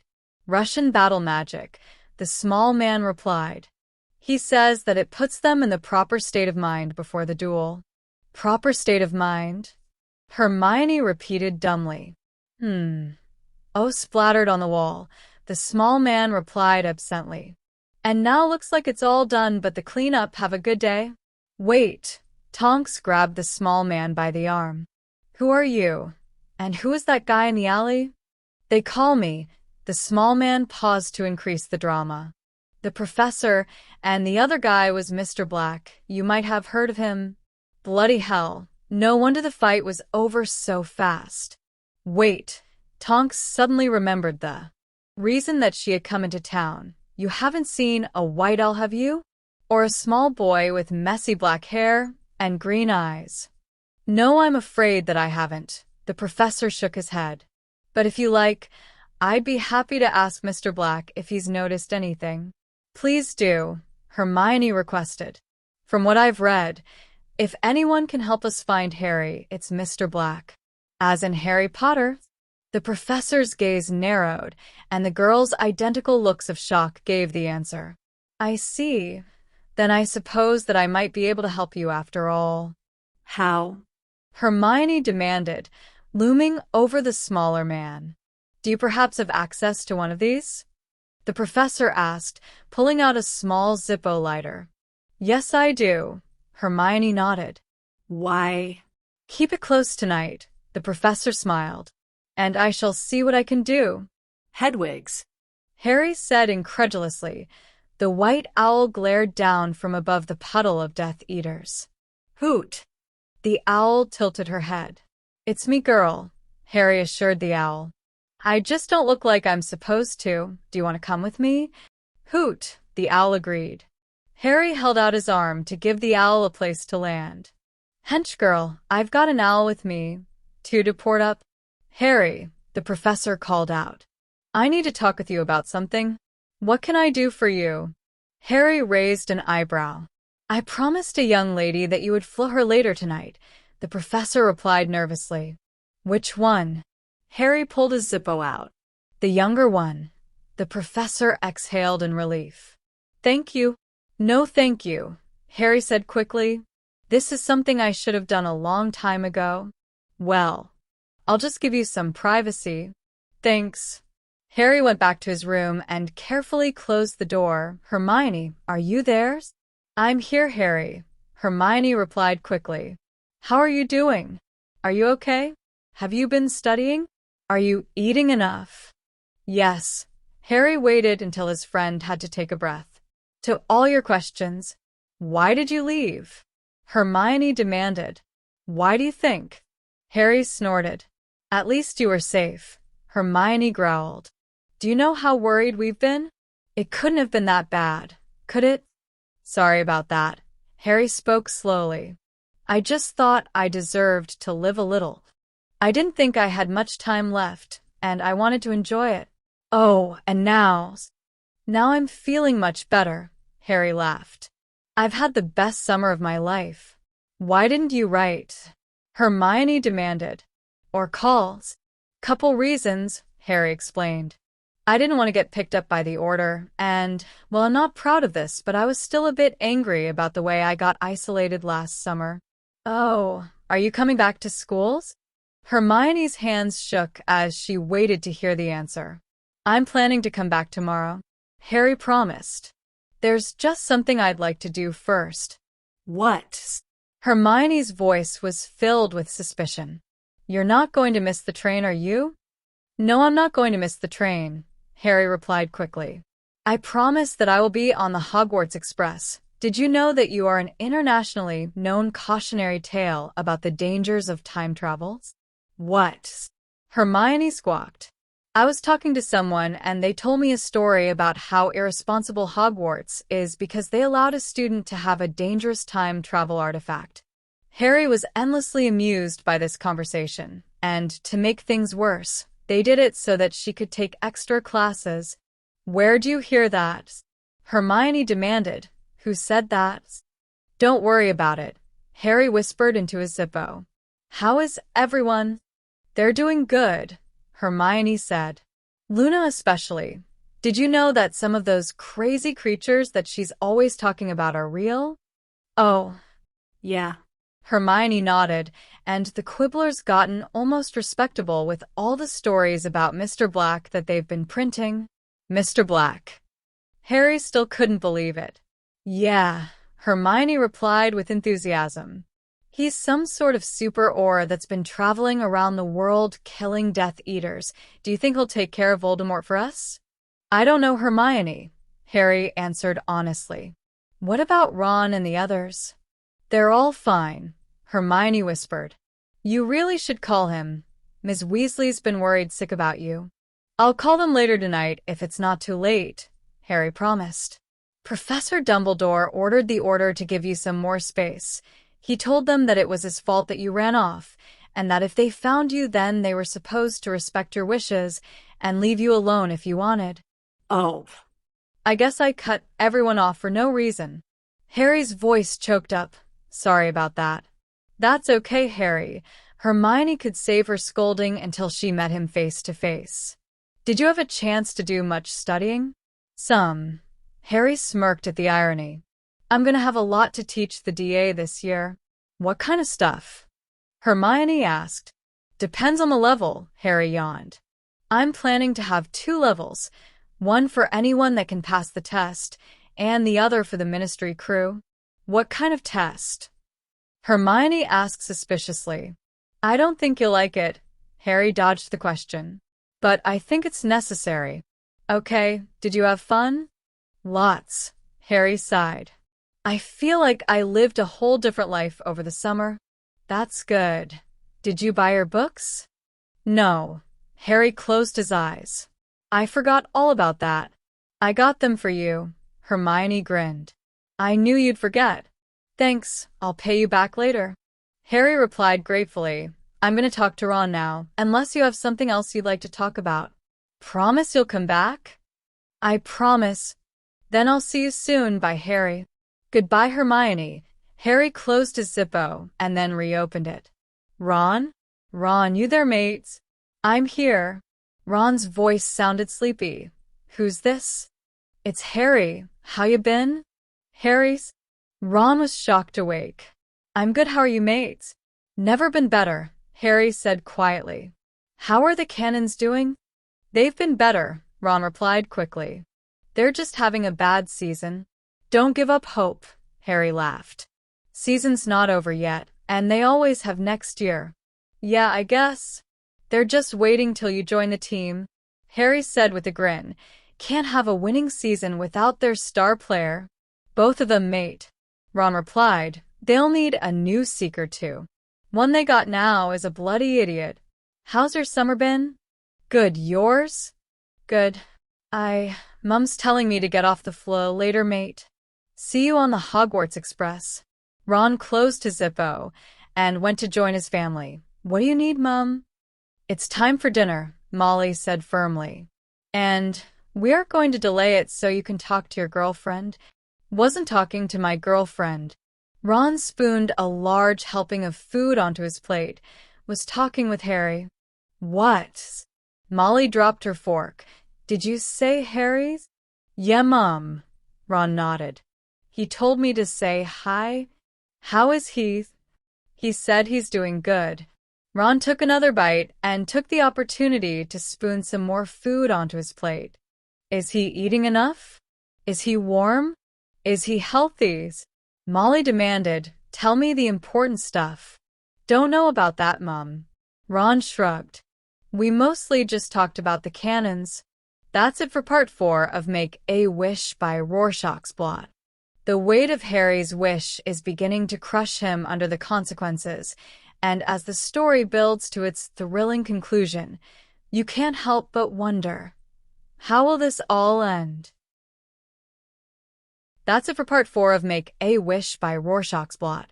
The weight of Harry's wish is beginning to crush him under the consequences, and as the story builds to its thrilling conclusion, you can't help but wonder, how will this all end?